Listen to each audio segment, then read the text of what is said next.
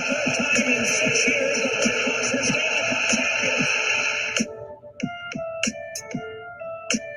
Sox fans have long been hearing the Boston Red Sox are world champions.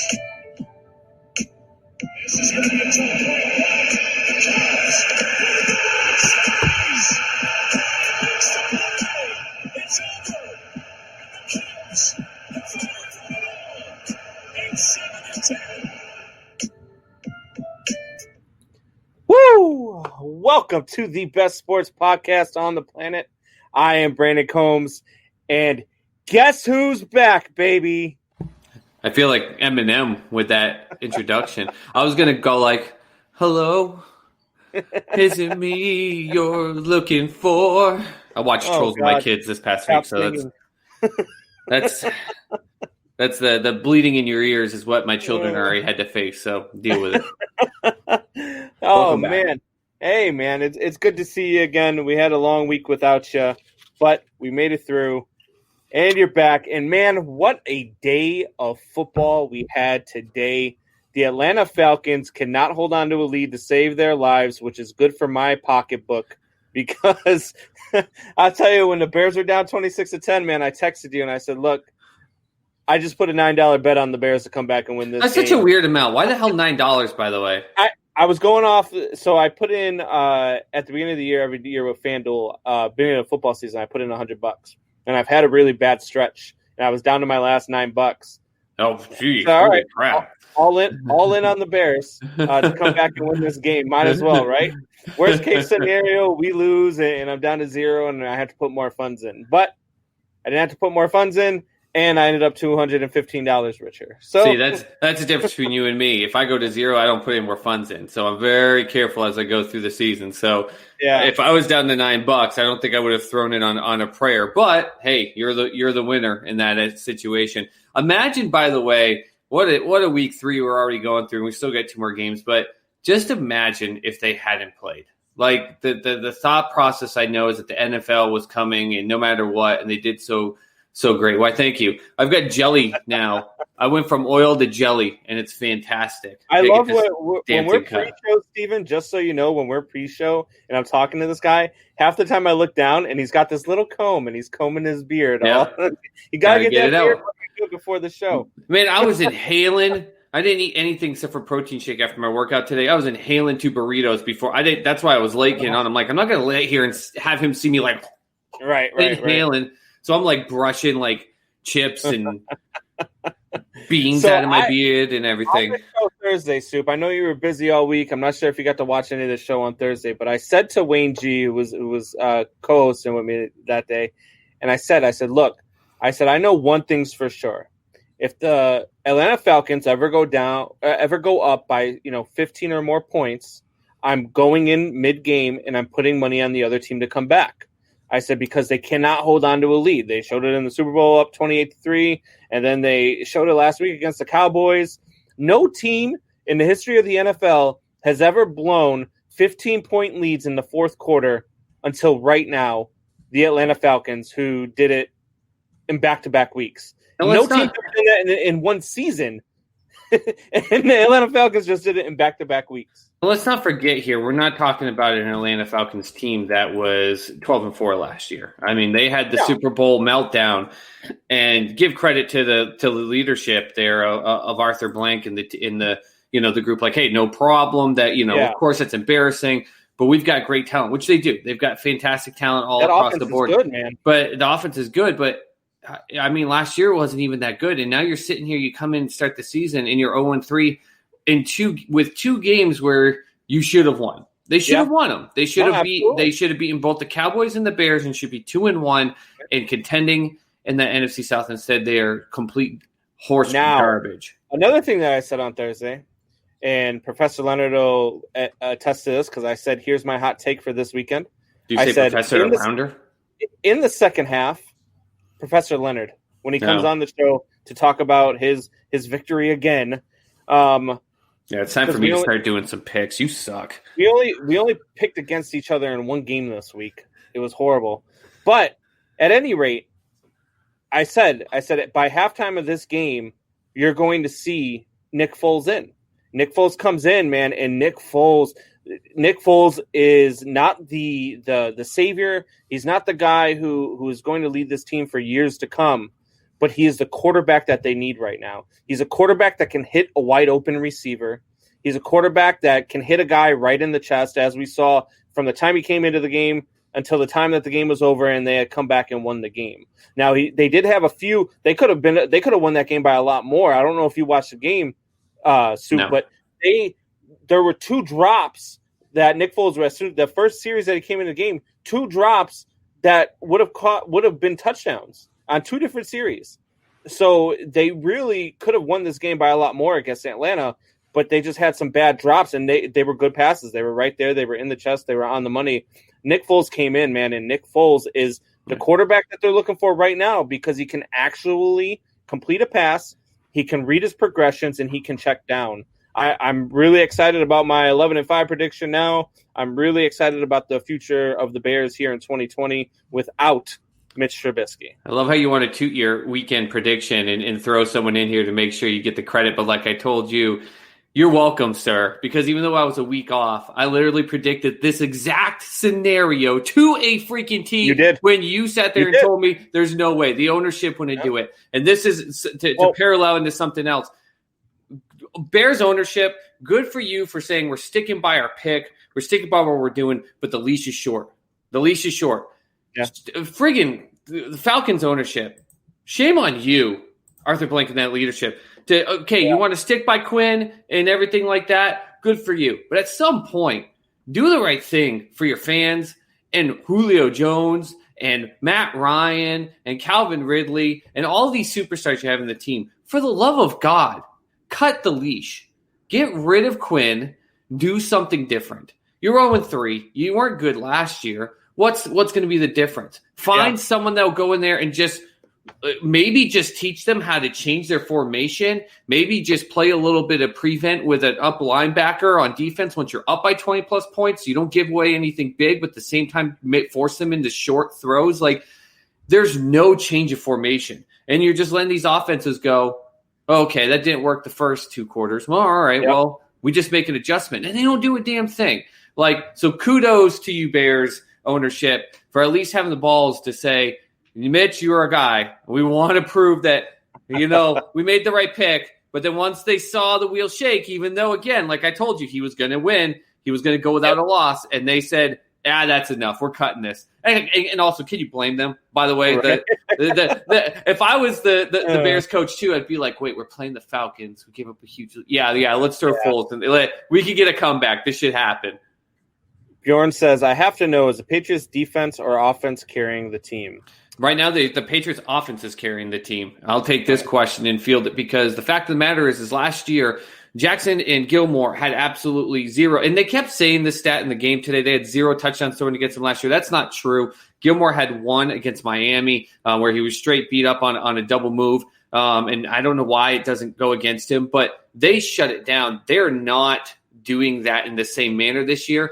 Look at what they were doing today. They had 2 running backs who are undrafted rookies. It's just the Patriot way. They're just going to find new ways. And that game started with the Raiders saying, we're going to stop Cam. We're going to stop your run game up the middle. There's nothing you can do. And what started happening by the end of the second quarter, and then they dominated in the third and fourth, they set their wide receivers to the edges. They cut it off, and you saw Rex go and bounce out. And then when they tried to adjust on that, you saw Rex come and bounce in. I mean, this is we are seeing – we have to be so thankful, Patriots fans, that we did not have an offensive coordinator walk for the 6th time when he could have, because he is calling stuff on the play and adjusting on the fly like no one's business. And he uses cam strength, but he's using friggin' grocery cart baggers and everything like that are just doing crazy. It's amazing. The offense right now. Also, did you know the Patriots are 52-1 since 2000 if they have a running back over 100 yards? That's insane. No.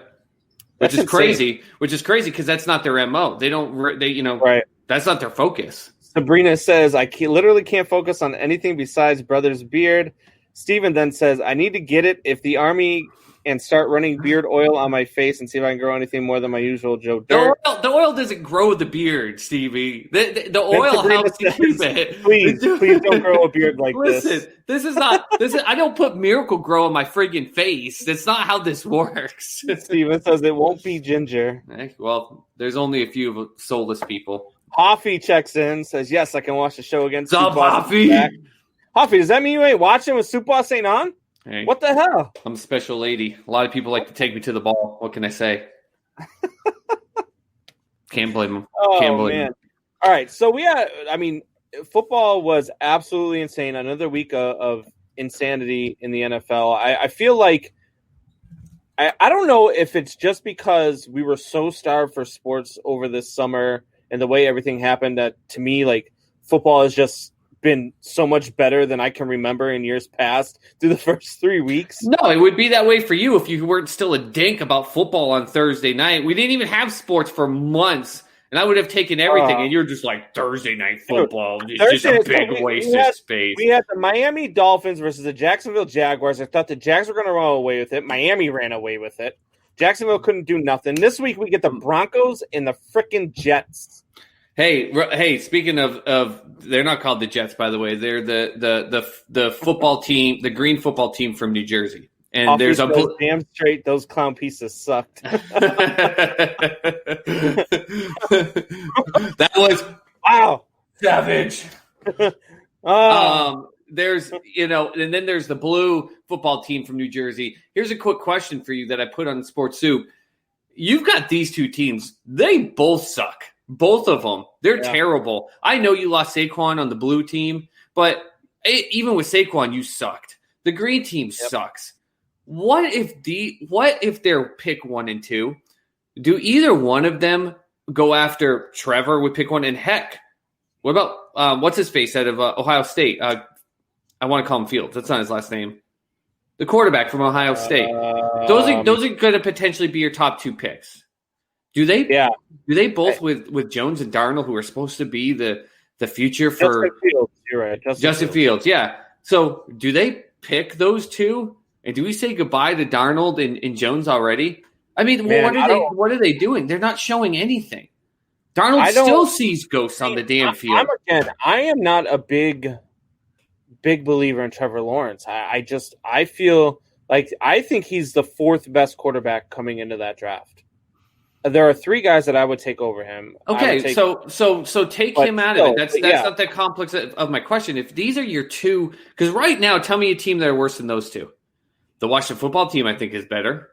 Yeah, the LA Chargers are better. Browns today. They might have just had a good week 1 against a bad Eagles team. Yeah, I mean the Eagles are bad, but at least they got a tie today. Hey, they didn't lose, Philly fans. They didn't lose. Cincy is better than those 2 teams. Cincy, have you watched the Cincy games? First off, they're playing more spirited. Burrows is out there manning up, but he's going to be in a body bag. He is taking brutal hits week in and week out. So their offensive line is garbage. It's not even when the offensive line breaks down. He wants to go make it. Today he made a rolled out. The play was already dead. He goes around one defender and he has one rushing at him. And I give him props. He connected on the pass. He saw a guy break free, and he said, I'm going to do this. He throws this thing and gets annihilated. His whole body bent this way, then this way, and his head did the opposite as he fell to the ground. Oh, that was brutal. It wasn't as bad as my Longhorn guy. Did you see that scorpion? That was ugly. I saw the still shot, and I was like, I got to go watch this. I got to go see this replay. I got to see what the hell happened here. And the fact that he got up right after, bounced straight up, there was no way. I'd still be laying on the field right now if that happened to me. He didn't get up today. He laid in bed and they brought ice bags and just threw it on his bed. Either that or he's in the emergency room having spinal surgery. A body shouldn't be able to do that. Will the Pats sign Newton after this year to another contract? Rumor is they won't. I proposed this question on Thursday to Wayne because Wayne's huge. He's a big Stidham guy. I'm not as high on Stidham, especially if Cam Newton keeps performing this way. The Patriots are impressing me. They're really impressing me. I think they're a lot better than I thought that they were. I think they're really going to give Buffalo a run for this division title. I think that they are better than I thought they were. I think they're better than you thought they were. I think they're better than a lot of people thought that they were. I'm still happy with my 9-7 prediction. I think they're going to be better than that. I think I'll be happy with it. 6, 11-5. They're really good. But if Cam Newton continues it, and if Cam Newton does go 11-5 with this team, do you sign him to a 3 or 4 year extension, or do you wait and go with Stidham? I think here's the situation: is that you're not going with Stidham no matter what. Stidham started to feel pressure in camp, and reports came out. He all of a sudden lost the favor of his teammates. He lost the encouragement. All of a sudden he felt hurt, and there were people internally in the team that thought that he was kind of milking an injury. And then week 1 comes out, and that's like, if you want to show, like, if there's a chance Cam comes out in week 1 and just bombs, because people around New England don't know, they played a full-scale scrimmage game 5 days before the week 1 game, and Cam Newton was dog crap. He threw 4 picks, 2 were pick six. Like, people in New England were like, oh, hold up, this is going to be good. That would have been Stidham's chance to say, okay, I'm going to be here. So if Cam goes down, I'm going in. He didn't even end up playing. And some people are like, well, injuries are injuries. No, you go out there and say, no, I want this spot. So he's lost that in the New England aspect. Here's the way they sign him. If they sign Cam Newton, it is not at the end of the year. Because if you let him get to the end of the year, the way he's playing, the way that the media is praising him, the way that scouts are praising him, he's going somewhere big. You need to do it now. You've got cap space now, and you have over $100 million each of the next 3 years. If you want to do it, you do it halfway through this season. Let him get through the hard games. Let him get through the Ravens. Let him get through the Chiefs. To your point, Combs, let him get beat up. He's going to get beat up in one of these games. How does he respond? He had great energy on the sideline. The team was all around him. They're over there joking with like 3 minutes ago. You see them spirited up. What's going to happen when they get punched in the mouth? I feel like we saw that in that Sunday night game against Seattle, and I didn't get to talk to you about it on Tuesday, but in that Sunday night game against Seattle, the way that he looked after they went down by 12, and he came back and led them. I think, what was a 6 or 7 play drive to get downfield and bring it to within one score. Like the way he performed is far above what he did when he all of his years in Carolina with the Panthers. Obviously they had that Super Bowl run, but whenever they would lose or whenever they would get down, he would get down too, and that didn't happen against Seattle. So I'm not so sure that maybe maybe there is something to when you come to New England, you're a different player because they don't accept what you're doing, because you can't, if you're going to do that, you're not going to be here and play. And Cam Newton knows he's on a 1 year. This is Cam Newton's chance to get paid one more time. Wes Welker was kicking extra points in Miami just to get playing time and became potentially one of the greatest slot receivers the game has seen. Julian Edelman was a quarterback at K-State. I mean, this is Tom Brady was drafted 199. Like, they're out here today with 2 undrafted rookies that were just, I can't remember his name. I think it was Jones, the undrafted rookie out of Arizona. I mean, he at one point put his shoulder into a 350-pound lineman's chest and drove him back 6 yards. That doesn't happen on other teams unless you're motivated to do it. But I just think he said last week, Cam said, it's not about the money, it's about respect. And if he earns the respect, I think the Pats need to, around week 8, 9, negotiate it and make it about a 2 or 3 year deal, because the way they're playing, they're not going to get a high draft pick. I don't think you get one of these more exclusive quarterbacks that are coming out of the draft this year, and you're winning with Cam Newton. If you're showing, okay, we could do this, you find a way to ensure McDaniels doesn't leave, sign him. But you wait to this offseason, teams are going to fly. They're going to toss 5-6 year contracts at him. What wide receiver would you go to get to go support him? So if I'm the New England Patriots, what I do, there's a very unhappy wide receiver, very good wide receiver in Chicago, and they're not. They're not giving him an extension. They're just not. The talks have already broken down. They already said they're not going to talk about it until after the season, and chances are they're probably franchise tagging him. And if you franchise tag him, he's probably holding out. So do you ship off a 3rd and 4th round pick for Allen Robinson? He's my number 2 wide receiver. But the thing is I know those are the reports that first came out because he deleted all this stuff. I'm so tired of this crap too, by the way. Like it's the ego thing that drives us that we've talked about. Yep. But the second, every time Diggs changed something on his social media, people lost their minds. And then Giannis with the Bucks took everything off. And people, oh my God, Giannis is going to leave Milwaukee. But he does it every single year. It's like, okay, relax on this aspect. And sure, he was probably frustrated, and there are aspects that are frustrated. But he came back and said, no, I'm a part of this team. And then you bring Foles in, and they're 3-0. And Foles is out here in one quarter chucking 3 touchdowns and should have been 4, like you said. I think that's good. No, I think you need to go to a team that's got some pieces, but they're not going to really get enough yet this season. But you could get something for them.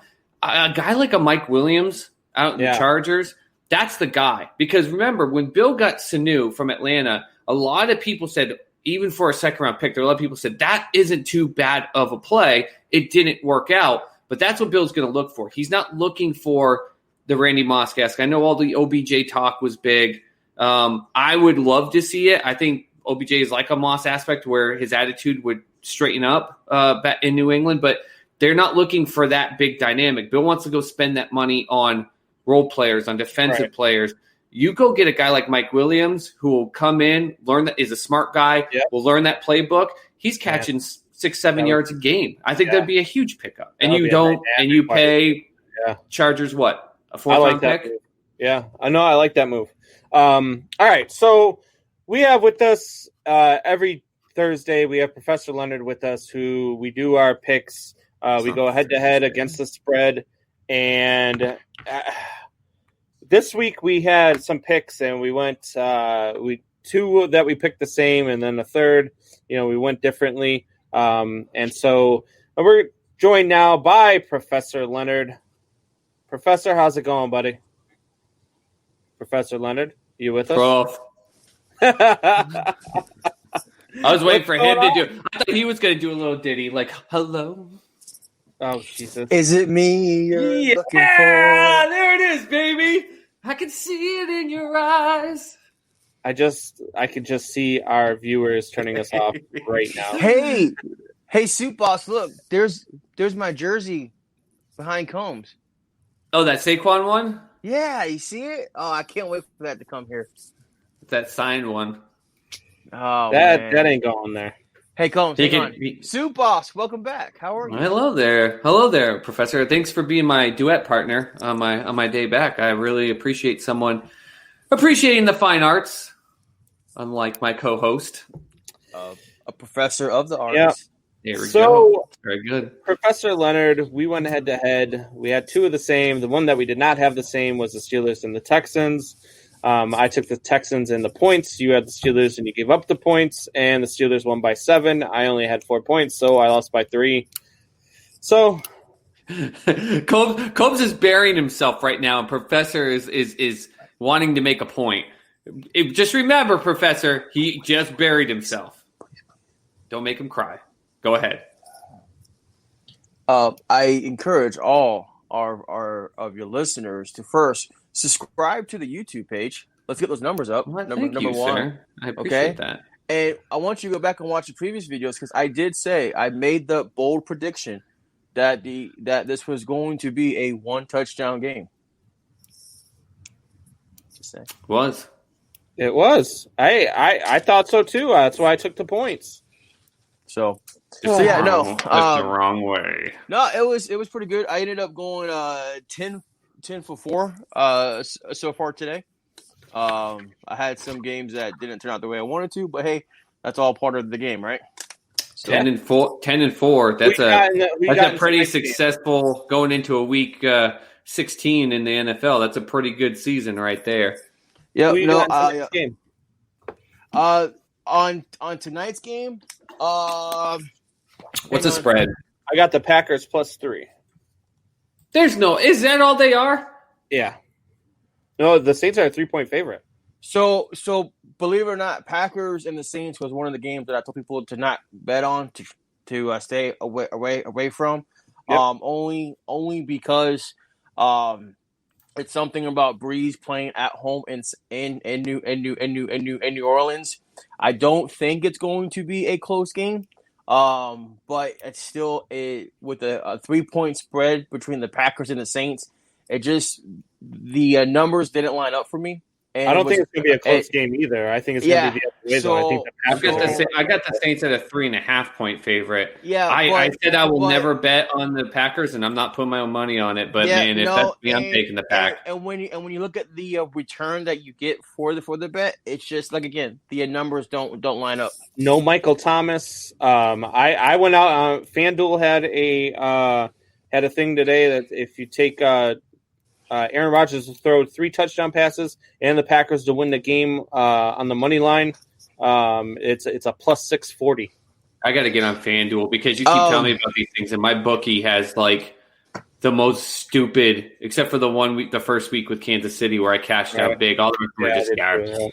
Well, unfortunately, that's not allowed in Florida, so I might be calling one of you guys and sending you some PayPal stuff. But anyways, that's not a bad observation with the 3 touchdowns and the Ren. I actually was doing my notes today, and I 40 points a game. Yeah, no, I'm not arguing. However, again with the Saints, I don't know what's going on down there in New Orleans, but. Yeah, I think they're showing how important Michael Thomas is to that offense. True, and and much to also talk about, the comparison, and everybody say, well, you're either going to be an offense team or a defense team. Well, it's very obvious with the New Orleans, they're neither a defense nor an offense team. So I think until Michael Thomas comes back, yeah, so. But the 4 games I'm sorry, I'm laughing right now just because I got into my bookie, and you can bet on the presidential debates. Some of these things. Will Donald Trump say QAnon or whatever the heck that is? Will Donald Trump say Sleepy Joe? Will Donald Trump mention Joe Biden's basement? How many times will Donald Trump say China? No. Here's one for you. How many times will Donald Trump interrupt Biden? Oh, I'm sure that's out there. There's so many of them. That's a good one. But the 4 games that got me today, the Tennessee game with them winning by 1, they actually had a 2.5 spread. I lost that. Combs and I were both high on the Raiders. I thought the Raiders were going to put plus 5.5 was a lot of money. Well, no, and here's his thing. So here's 10 points, baby. But see, here's the thing though. I wasn't worried about the offensive side. I actually was more high on the Raiders defense than I was on the actual offense. So I thought the game started that way. Yeah, and of course the game started. I also had the Chargers, and then I also had the Cardinals. Okay. So the Raiders, I had the reason why I like them plus the 5.5 because of the way that they had played against the Saints. I felt like they were on the same level as the Patriots. But again, like I said before you got on here, Professor Leonard, I think the Patriots are just a lot better than people thought that they were, including myself. I think Professor Leonard has some hearing problems. No, I just got this weird voice in my ear. It was crazy. Well, that's Satan. You should probably ignore it. It said that the St. Louis Cardinals suck. They do suck. You're right. All right. Anyway. The spread for tonight, the numbers just didn't line up. This is actually one that I actually ignored. But tomorrow night, I think it's tomorrow night. It's going to be a competitive game. We both gave up the points and took the Ravens. Yep. I think the Ravens are going to pull it out. So. Is that 3.5 points?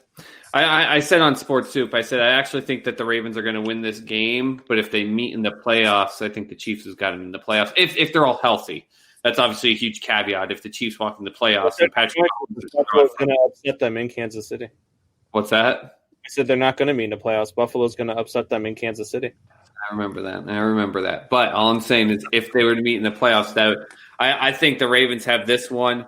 Not not indicative of what we saw last week with the Chiefs. I know a lot of people want to point to that and go, oh, look, the Chiefs have had that the last 2 years with Mahomes. They've had a game that they've been exposed. In fact, the Chargers were the ones that went into Kansas City and did this to them once already and actually beat them. Was that 2 years ago? But at the same time, the Chiefs tend to, after those games, just explode. But they haven't had to face a team like the Baltimore Ravens, where that defense is just phenomenal. You know darn well that Harbaugh has got that team set to go off of things they saw, but he's not going to stick to only what the Chiefs did against the Chargers, because obviously Andy Reid isn't that dumb either. So you're going to have a good chess match here. But I think because they're going to try to modify some stuff, the Ravens are going to be all set on defense. And the stats don't lie. If Lamar Jackson is down, he loses games. It's just the truth of it. He gets down by 10. He's never won a game. But that's why I think they know Ravens are going to come out. They're going to get – even if they win the coin flip, I bet you they take the ball, they score big, they stop Patrick Mahomes. They got to get up by at least 10, and I think they pull it out. Now, what is it, 3.5 points? Yep. It's a close one, guys. I don't know. All right, so Professor Leonard, you are up 2 games now on our season. You were up 1 last week. You're up 2 now. So I've got to get a comeback. So when we have you on this Thursday, we are definitely going to have some great games. Soup Boss, you're going to have to pick some games, and I'm going to have to come out and sweep this damn thing just to save some face here. Well, hang on. Are you calling a sweep? You get to pick. Are you calling a sweep against the Professor? No, I said I have to get a sweep to make the game out of it. I'm telling you right now, I'm pulling the Chicago Bears, by the way, and if you friggin' I'm bringing in Big Dick Nick, baby. I'm pulling myself in as the substitute, and you're going to sit your ass down and you can pick the games because you can't keep this up, Combs. I get it. So I just want to say, sorry, can you guys hear? I still hear. Hello. Is it the Cardinals suck still? No, my phone just went crazy. Anyways, but no, I just want to say thank you to everyone who keeps laughing at me. Is that a laugh? 2 weeks ago, I told everybody to take the Colts over the Vikings. Everybody laughed at me. Yep. That's fine. And this week, I told everybody to take the Bengals. And some people PM me and go, really? The Bengals? The Bengals? Yeah. However, if I can just put this out, there are 3 games already on my radar that I think are going to be interesting in terms of the spread. Yep. One is the Pittsburgh Titans game. And I'm not saying who for who, but when you look at the spread and there's other reasons. 2, believe it or not, Jacksonville and Bengals. That game and the way it's shaping up with the spread is very interesting. And the third, and I can't believe I'm saying this, but it's funny, the Browns and the Cowboys. Those 3 games, for whatever reason, what the spread is proposing to be, and some of the data that's already being collected, those 3 seem like some pretty interesting games. Well, so you get to pick one because whatever rule was made when I wasn't around, which Combs keeps adding shit to things all the time, but I pick them. But I wait to hear storylines come out, and I wait till Wednesday because lines, especially Monday to Wednesday, lines change. I don't ever go off it now. If you're watching the show right now and you're ever thinking about putting money down, first off, we're not endorsing gambling, but if you do, there's great opportunities when you're trying to look at advantages. And a lot of times Monday lines are where you actually put in good wagers because if things all of a sudden shift and change, happens all the time, especially in college.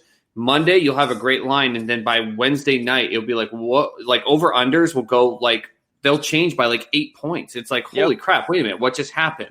So it's a good time for real betting, but what I bring on the show for what we pick on Thursday, I go off the Wednesday lines. It makes it more entertaining. And that's why I always tell people too, I'm like, hey, these are my opinions, right? These are solely my opinions. I'm just giving you like the data and you can deal with it with whatever you want to. Well, you're a professor. Aren't you supposed to grade us? So you're supposed to have all the knowledge. You're supposed to know everything. Listen, if I was grading on somebody picking the Angels and the Cubs in the World Series, I'm just saying. I mean, yeah. TJ Burns says, "What's up, Professor?" What's up, TJ? Man, I tell you what, I'm not happy about Saturday. We can just bypass Saturday. We won't even talk about Saturday. But I can tell you this. I really want to get your opinion on this. And this isn't because I'm a Braves fan. If Freddie Freeman does not get the MVP this year for the National League, I don't know what's wrong with these writers' votes. But I'm just man. Fernando Tatis has a claim. Fernando Tatis is got at least a little bit of a excitement.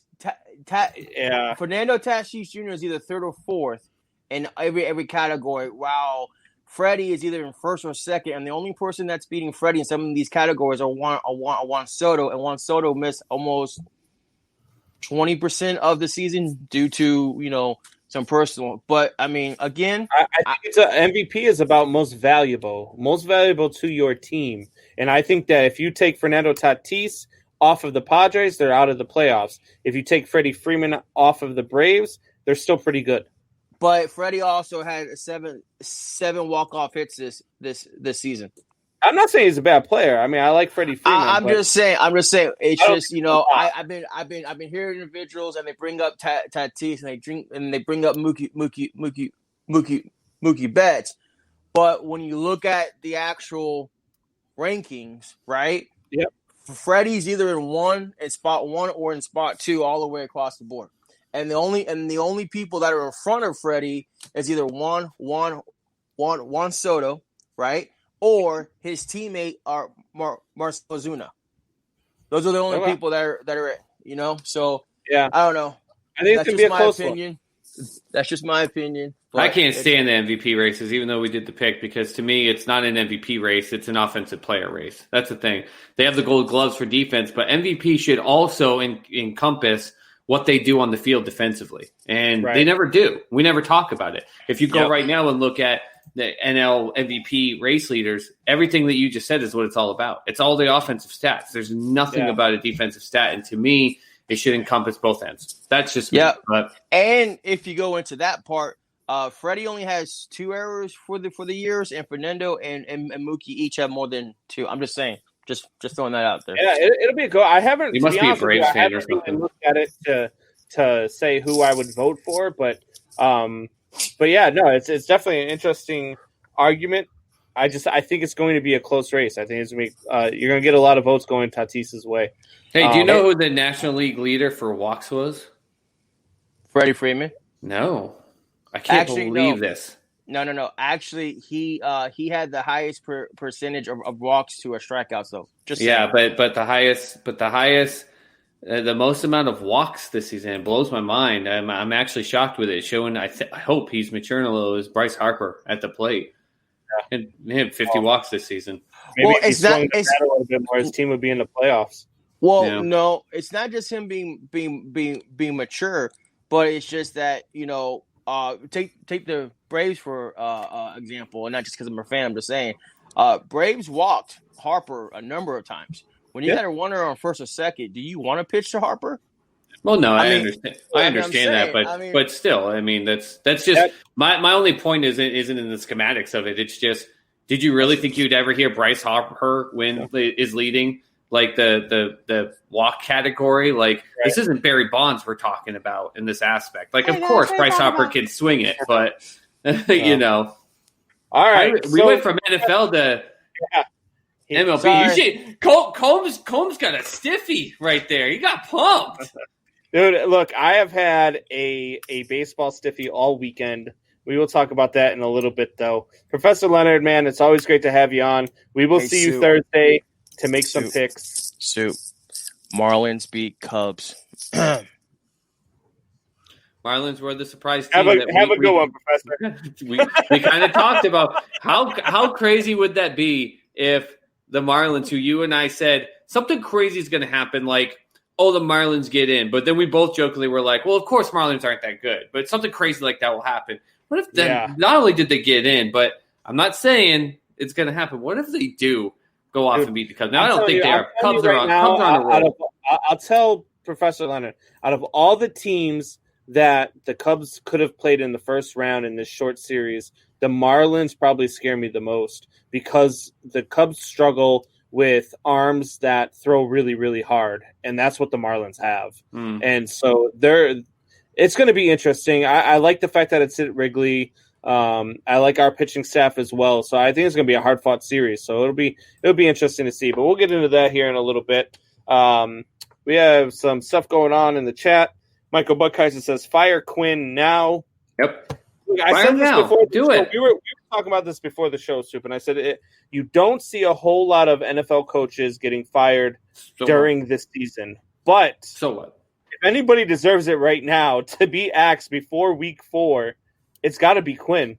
Well, a lot of times we don't see it, though, because the teams that aren't doing so well are the Cleveland Browns and the Cincinnati Bengals. And these are the teams where it's just like, we know even if you stick an interim coach, nothing much is going to change. This is a team that's still got a Matt Ryan that can still fling it, still has Julio Jones that is still out there playing. Calvin Ridley, who before this weekend was the number 1 rated wide receiver. And, of course, part of that is with Julio on the other side. He wasn't there this week. But nonetheless, we've also seen them in 2 games go up huge. You're 0-3. You could be 2-1 in a stacked NFC South and competing with the Saints and the Bucs right now. And instead, you're looking up at the Carolina Panthers, for crying out loud, who lost CMC. Get rid of Quinn now. You need to send a message to the players and this team and the fans down in Atlanta. This is not okay. It's not acceptable. And you got to get someone in there that's just, even if it's interim, that's just going to say, all right, guys, get back to the basics. Just get back to the basics, because Quinn was supposed to be this defensive marvel. And obviously you can't have done this 3 times now, let alone the crap that happened last year. It's not the norm. You're right. It's not the norm to give up 2 20-plus point leads in back-to-back games in NFL history. It's never happened in a single season, let alone back-to-back. Fire his ass. It should have been. It should have came out a half hour before that game was over. I've had enough. It's time for our fans and our players and teams. We got to get something different. What happens next week if they do the exact same thing? What are you going to say at a press conference? It's bad enough you have to try to talk through one right now. What are you going to say next week if this happens again? Right. Yeah, I'm with you, man. I have no clue. I don't even know how to answer that.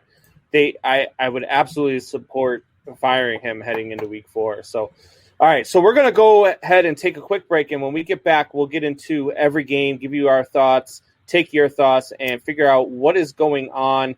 TJ Burns says Falcons have 0 defense. I mean, they're showing it. I mean, they have 0 defense in the second half because they don't make any adjustments. Remember, if you're up by this much, your offense is doing good, but they're doing stuff to start. Right. But there's no adjustments. They're coming out the same thing, and the offense is going to make adjustments. And next week, I just looked, by the way, they play the Green Bay Packers, who obviously, Aaron Rodgers, you and I were we thought it was going to be chaotic. Instead, I think drafting Love lit some friggin' fire under his rear end. You don't think that he's licking his chops next week if he wins tonight to be able to go do the same thing to Atlanta? Yeah. Not good. Not good. I agree. So we'll be back here. Give us about a minute, and then we will be back, and we will go through the NFL slate of games. Do it. I got a statement to make in the direction of depression. So depression, if you wouldn't mind stopping what you're doing in my mind for a second, I have something I need to mention. You see, I'm getting really tired of your suggestions of stepping off a bridge to my death or into an intersection of a street at noon. Or your 3 a.m. wake-up calls pressing on my chest since my adolescence, stressing my lungs in your hands, choking the path that I'm breathing through. See, if you think depression means someone is weak, you better think again. Listen, friend, living with depression is when you keep waking up wishing you didn't. Then using all of your strength within to lift that 2,000-pound bed sheet off you, when in reality it's paper thin. Another day begins by looking in the mirror, unclear of when or if those thoughts you hear to end. It all will never end, but there's no time for that. You're running late again, so rinse your face off then. Put your car in gear, and here we go off into the real world, where it's time to pretend. Yup, time to put that plastic smile on again. All right, we are back. That was Mises with Repression. Dude, I mean, this guy, and I know, you've talked about it before, that you battle with depression as well, Super, and some of his lyrics, man, are just, you listen to them and you're like, man, I hear what you're saying.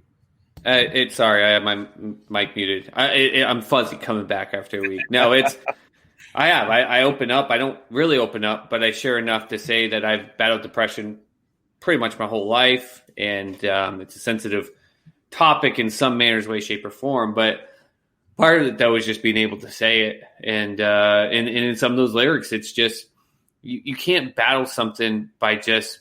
I'd love to build walls. It's just what I do. Yeah. You gotta say something real. You gotta say something obvious, even if it's a thread. You got to start somewhere.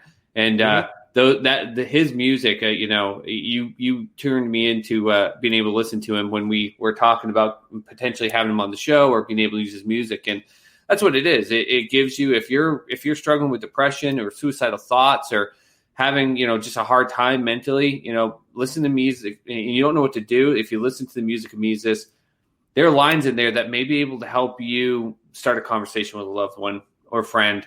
Or heck, I know men, we don't like to talk about counseling or do anything that. Maybe you just go to counseling and go, listen, this, I don't know what to say to you, but in this music, he says these things. And I know I felt like he understood what I was feeling.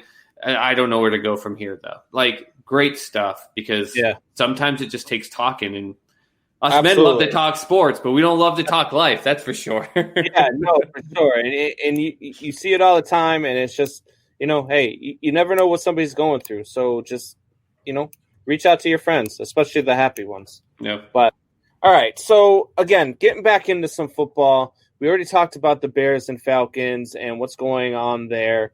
The Bills and Rams had a pretty good one today. The Bills looked like they were going to run away with it. Rams came back. Then the Bills came back, and ultimately the Bills won this one 35-32.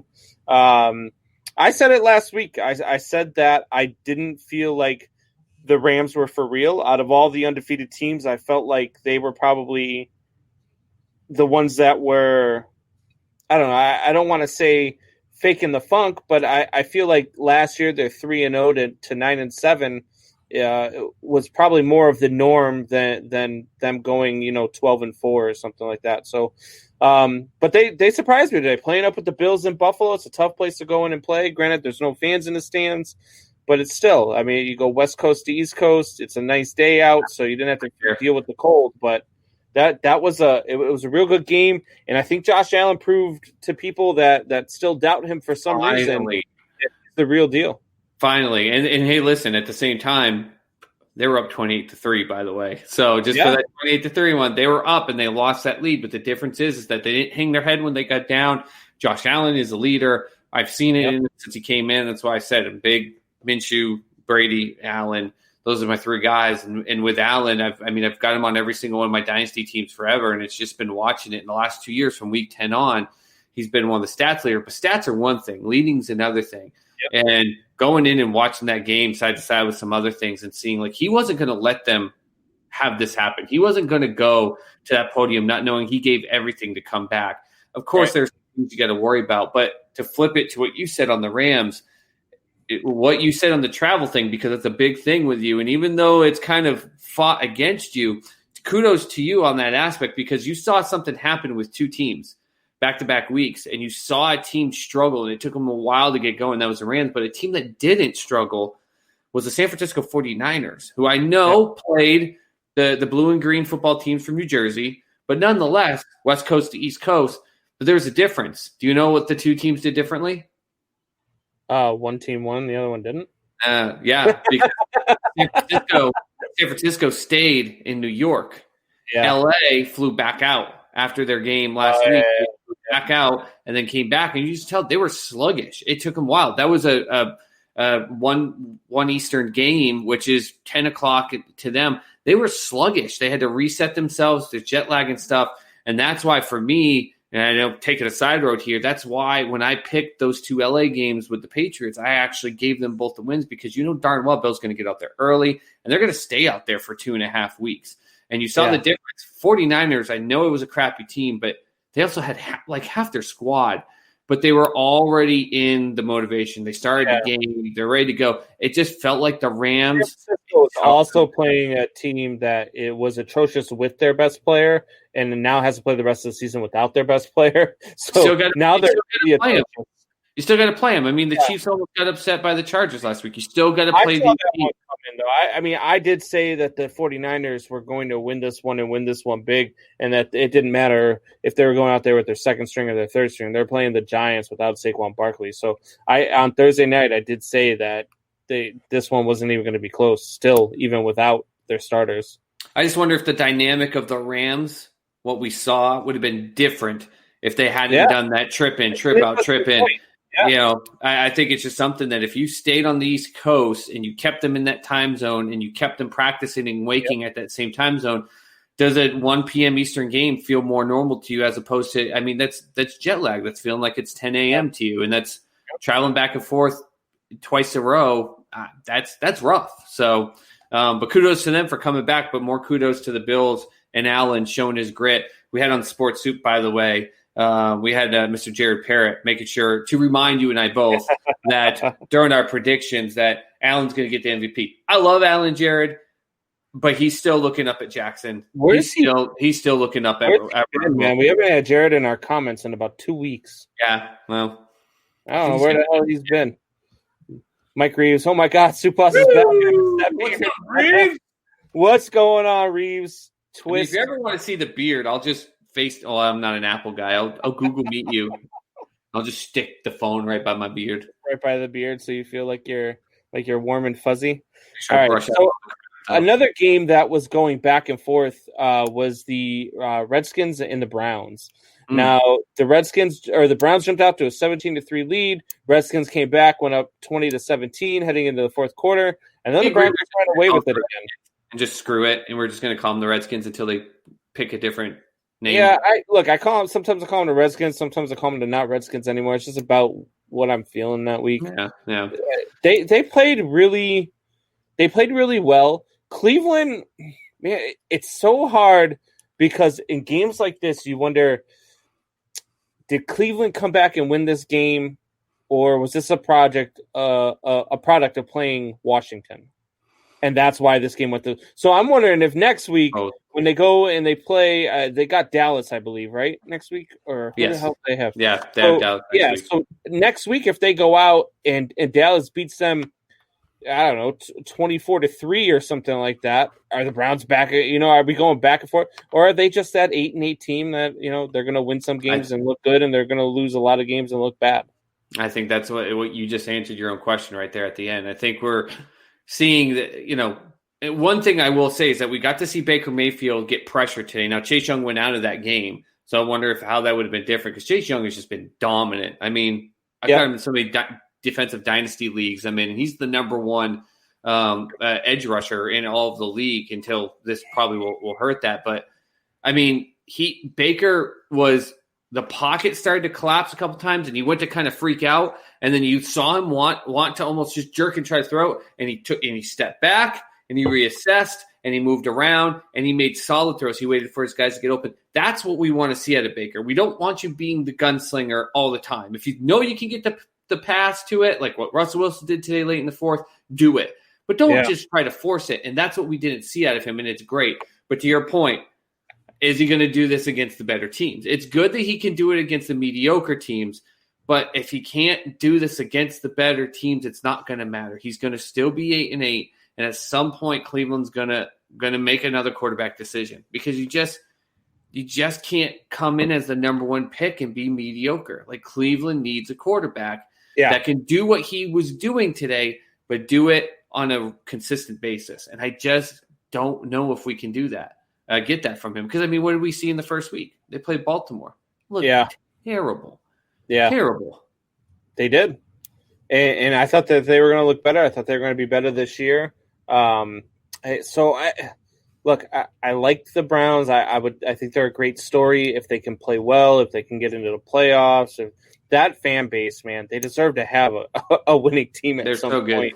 They're so good. Man. Yes, that Cleveland fan base is a great fan base. And other than the Cleveland Cavaliers, that one time with LeBron, they just haven't had anything real to cheer about. They get disappointed so much. I mean, they had a 3-1 lead on the Cubs in 2016 and ended up blowing that. The Browns are supposed to be better and better every year, and every year they end up 8-8.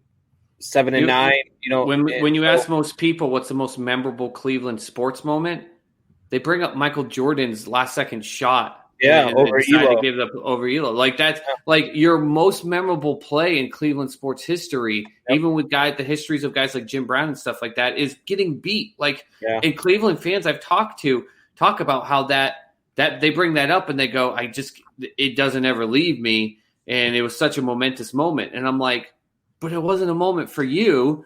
But that just shows like that's what's on them. But they're so passionate. You're right. I mean, the Dog Pound, they deserve something. I get the excitement and desire for Baker. I'm a big fan of Baker's. Until he does this against better teams, I can't get hyped for him. I said last year they weren't going to make the playoffs, and people freaked out at me. Yeah. And it's just he's got to grow. It's one thing to come in and be excitable. That's great. Grow. Be dynamic in different ways. I think they're an interesting one if they're sitting there, if they finish 8-8, they're middle of the pack, they're sitting there at 15, and you got a guy like, the quarterback Trask out of Florida sitting there. Do you go and get him? Do you go and draft another quarterback if you're the Cleveland Browns? If you're 8-8, I don't think they get another quarterback, but I think what they do is finally be smart and draft offensive line for this team. But if they go 8-8 and draft offensive line and get some good offensive linemen, and it still is the same thing, another 7-9, another 8-8. Well, actually, next year we're doing 17 games, so 7-10, 8-9, whatever. Like, then they're probably like, it's time. It's time for us to look. So it's going to be interesting, I think, just on my prediction, who the quarterbacks next year coming up will be. Not for this upcoming draft, but after, because I think if they can stick at about that 500 mark, there's enough thought process of like, we're this close. They'll go get offensive linemen. But if you can't get past that, they're going to probably then move on from Baker because he'll be at his fifth year on his contract too at that point. Right. So it'll be make or break. It'll be the Mitch Trubisky story. You've got to do it or don't. If you don't, we're moving on. Another team, speaking of disappointing, the Vikings are now 0-3. Oh, jeez. Man, we suck. There's your Angels pick, by the way. And then there's both of us picking the Vikings to not only win big, but run away with that division and just be and we both said it, the secondary was going to be questionable, and that's when it was going to lose some games. Not all their games. Yeah. This is horrible. I know. Absolutely horrible. And the thing I didn't pick them to run away in the division. I picked both them and the Bears to finish at 11-5 and them to win the tiebreaker. But I thought they were going to be a lot better. I thought, and especially now that Dalvin Cook's playing. Dalvin Cook rushed for 181 yards today, and they lost 31-30. And what's crazy is it's not. I mean, Jefferson, their rookie wide receiver, what was it? 7 catches, 174 yards, and a touchdown. Thielen had a ridiculous catch for a touchdown in the back corner. Cousins played decent enough. He still played decent enough. Yeah, it was all right. Defense sucks. Yeah, I thought it was the secondary that sucked. I went back and watched some things. That defensive line, that defensive line was supposed to be top 5, even after they got the trade. And some people were like, no, it's number 1 now. It sucks. The line sucks. The corners suck. The linebackers suck. It is terrible. They're no good. They're no good, and they don't have an identity at all. And so that's a problem. There's no identity to this team because of the defense. So it doesn't matter what the offense does. All those stats, great for fantasy. Cool. So now they're 0-3. The Lions got their win today. They're 1-2. The Packers are 2-0, and the Bears are 3-0 in that division. Speaking of which, real quick, with the Lions, thank you, Lions, because I sat here, and of course I live in Oklahoma, but I heard people all week saying Kyler Murray needs to be included in an MVP race. And shut the hell up. He's electrifying. He's fun to watch. He's shown some moves when he's running the ball. He's juked out some defenders. Great stuff. He's learning to throw with the different routes. That's great. He's not an MVP quarterback. He's just not. And the Lions showed that he's got some growing to do. And that's fine. But let's stop calling him an MVP and let's start calling him a dynamic quarterback that's just got some more growing to do. And right now, if you ask me the MVP, it's Russell Wilson's. Thank you. Yeah, absolutely. And you've been tooting that horn since before the season, so I'll give you your just dues for sure.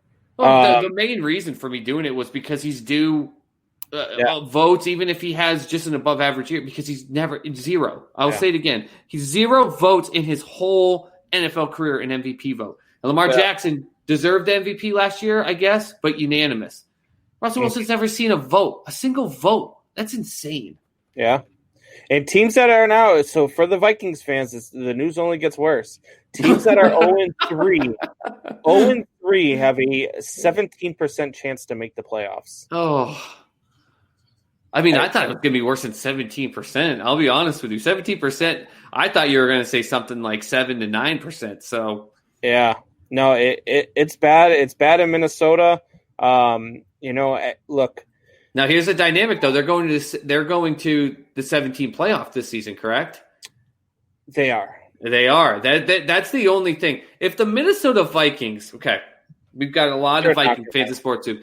Don't give them hope.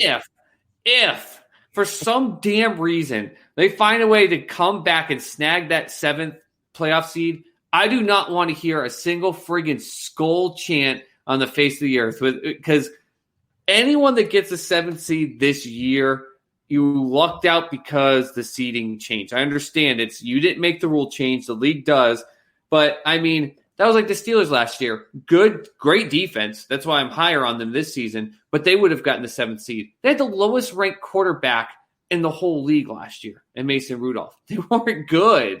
Yeah. I mean, I guess that chances maybe go up just slightly because there's 7 teams. I'm looking at it now. In the NFC, there's only 4 teams that have not won a game yet. The Panthers, the Eagles, the Giants, the Vikings, and the Falcons. There are only 4 teams with 1 win.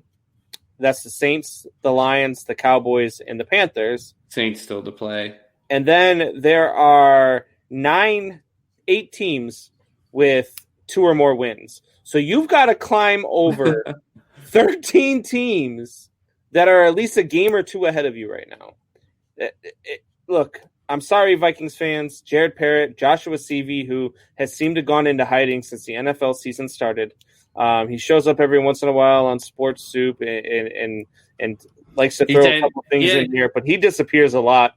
He and I trash talked each other. We got pissy with each other last week. I was working out, and I got kind of mad at him because he came at me and he was like, I tagged you something on Sports Soup and was about something with Lamar Jackson. I'm like, I don't give 2 craps about Lamar Jackson, dude. I get it. You love Lamar Jackson. You got people tagging you for the Viking stuff. He's like, they just want to talk about the games. And I'm like, right, because you want to talk about the games. I got tagged because I predicted they were going to go 12-4. I was wrong. Just say you're wrong. But yo, what's up? I've got water. Mike Reeves says, we want Trevor. Glad we competed, but lost. We are not good enough to compete this year. Time to get our quarterback of the future. Who's his team? He's a Vikings guy. He's from Minnesota. Okay. So. Here's the thing, though, Reeves. Everything that Combs was just saying, like, that defense sucks, but the defense can only suck so much where Dalvin Cook and that rookie and Thielen, and even when he does halfway decent Cousins, they're going to win some games here. They are. I'm telling you, there's no way. They are not worse than the blue and green football teams from New Jersey. They're just not. They're bad, but they're not that bad. They won't get that first pick, and because that's assuming that's where Trevor's going to go. So don't forget, by the way, the Eagles do not have a win. All right, but they do have a tie. Let's look at the Vikings real quick. Their next 4 at Houston. Oh goodness! At Houston, it's a winnable game. They could absolutely go in there and win, but I think Houston's better. I was going to say, would you be shocked if Houston wins that? Nope. Then they go at Seattle. That's a loss. They go against Atlanta, so they're going to be down by 19, and then they're going to come back and win that one. Then they got Green Bay, Detroit, Chicago, Dallas. I mean, there's a couple wins sprinkled. The way they are playing right now, man, they are a 6-10 team, maybe. Yeah. I mean, but that doesn't make them Jacksonville. Then you get Tampa Bay, Chicago, New Orleans, and Detroit to close out the season. If they don't start playing, like if they don't do a complete 360 or a complete 180, not a 360, because you don't want to go back to where you started. But if you do not do a 180 right here, and start playing 100 times better than what you're playing right now, no chance. Not with that schedule. But 4-12, 5-11, 6-10, that's better still than what the football teams from New Jersey are going to do. That's not what they were expecting in Minnesota, though. Oh no, absolutely not. I'm just saying in terms of the draft pick situation. Yeah. And then it comes down to if either one of those teams that like I said earlier are the worst or they're 1-2, I think they draft the next quarterback. Who's their backup there in Minnesota? Mike Reeves. Let me know who your backup is. It should be the guy that took him and did the Minnesota. He's Baker's backup now. The Minnesota Miracle there. If you lose next week to the Texans, do you move on from Cousins? But it's not Cousins that's the issue. I know we want to blame Cousins, but Cousins is not the issue. Mannion. Oh man. Oh jeez. I'm just saying because it's not Cousins is not the problem. But if you not put the your problem. backup in, do you tank for Trevor? Do you tank for Trevor? You just signed Dalvin Cook to how much money? You have Adam Thielen still playing his damn mind out. You've got Justin Jefferson going out there and finally blowing up. You think that offense is going to be like, oh yeah, sure, let's go with our backup, and that's going to be a good situation? No, that's not going to be a good situation. It won't happen. If you put Mannion in, you got zero chance to win.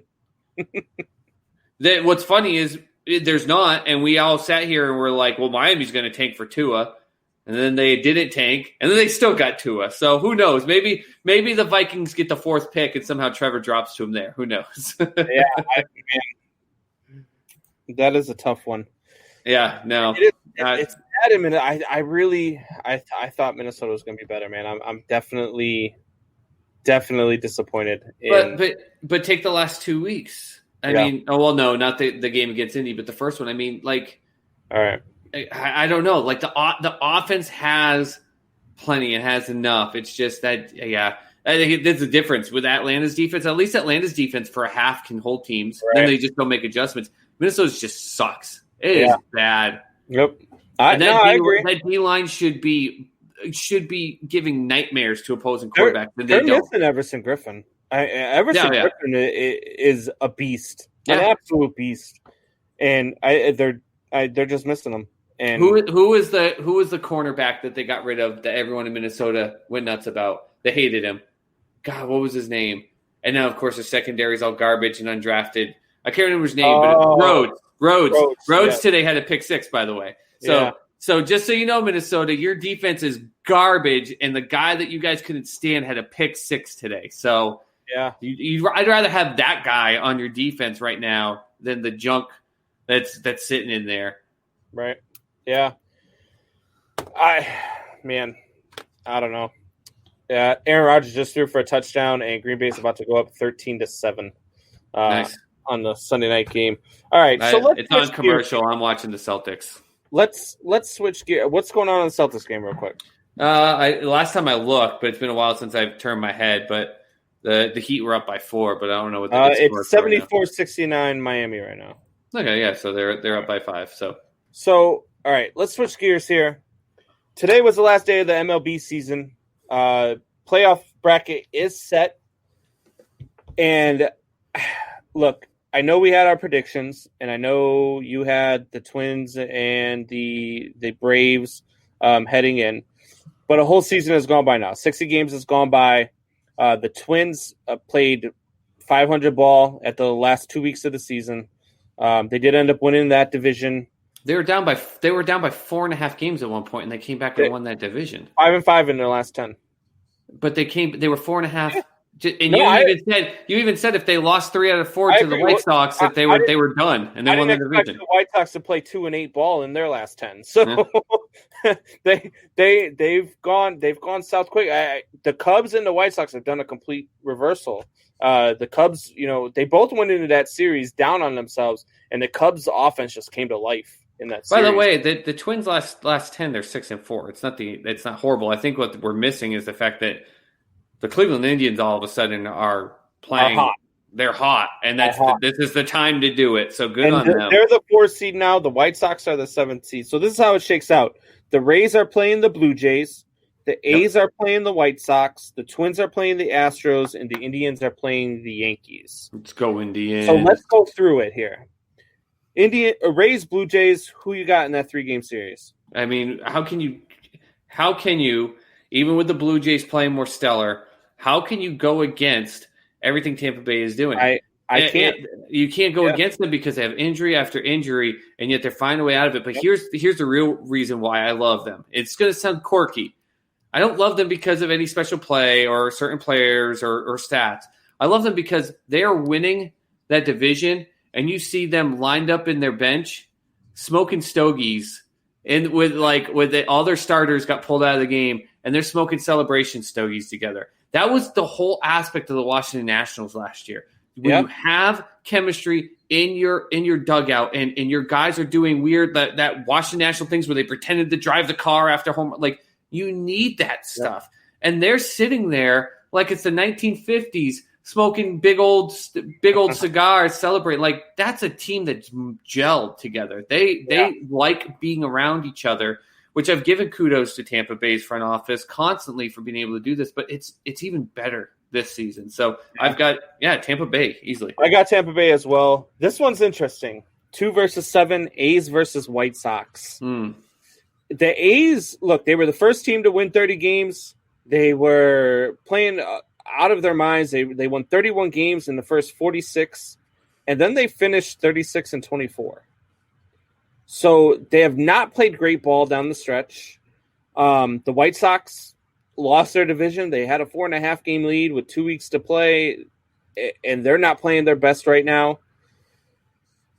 I think that the White Sox upset the A's here. I think that the White Sox pitching staff is better than what the A's have to throw out there. I think that their offense is more explosive than what the A's have. So I'm going to pick the White Sox in this one. It's a true coin flip for me. Yeah. Flip a coin, because there's dynamics of the A's that are different than what the dynamics of what the White Sox are. They counterbalance one another. And to your point, the A's haven't been playing great as of late. They ended the season, the last 10, 5-5. But the White Sox are the White Sox had a stranglehold on that Central where they could have just stomped and put everything out. Then Cleveland went and swept them, and it all went to hell. And and when that momentum works two ways, remember. It works one way, it's great. It also works the other way. Yeah. I mean, these are all 3-game series to start, right? They went into this. Yeah, it's a 3-game series. Yeah, they went into this week on last Monday. The White Sox were the 2 seed in the American League. They are now the 7 seed. Yeah, and the dynamic of playing in the athletic stadium is that huge foul territory and everything like that. But the White Sox are set up where they can play that field well. I don't know, man. Flip a coin. I don't care. Right. I'll just go opposite of you. I'll go A's just so it's opposite. So here's another interesting one. Your World Series pick, the Minnesota Twins. Boom. Versus the Houston Astros. So thought I heard asterisks in there. Yeah. Fucking Astros.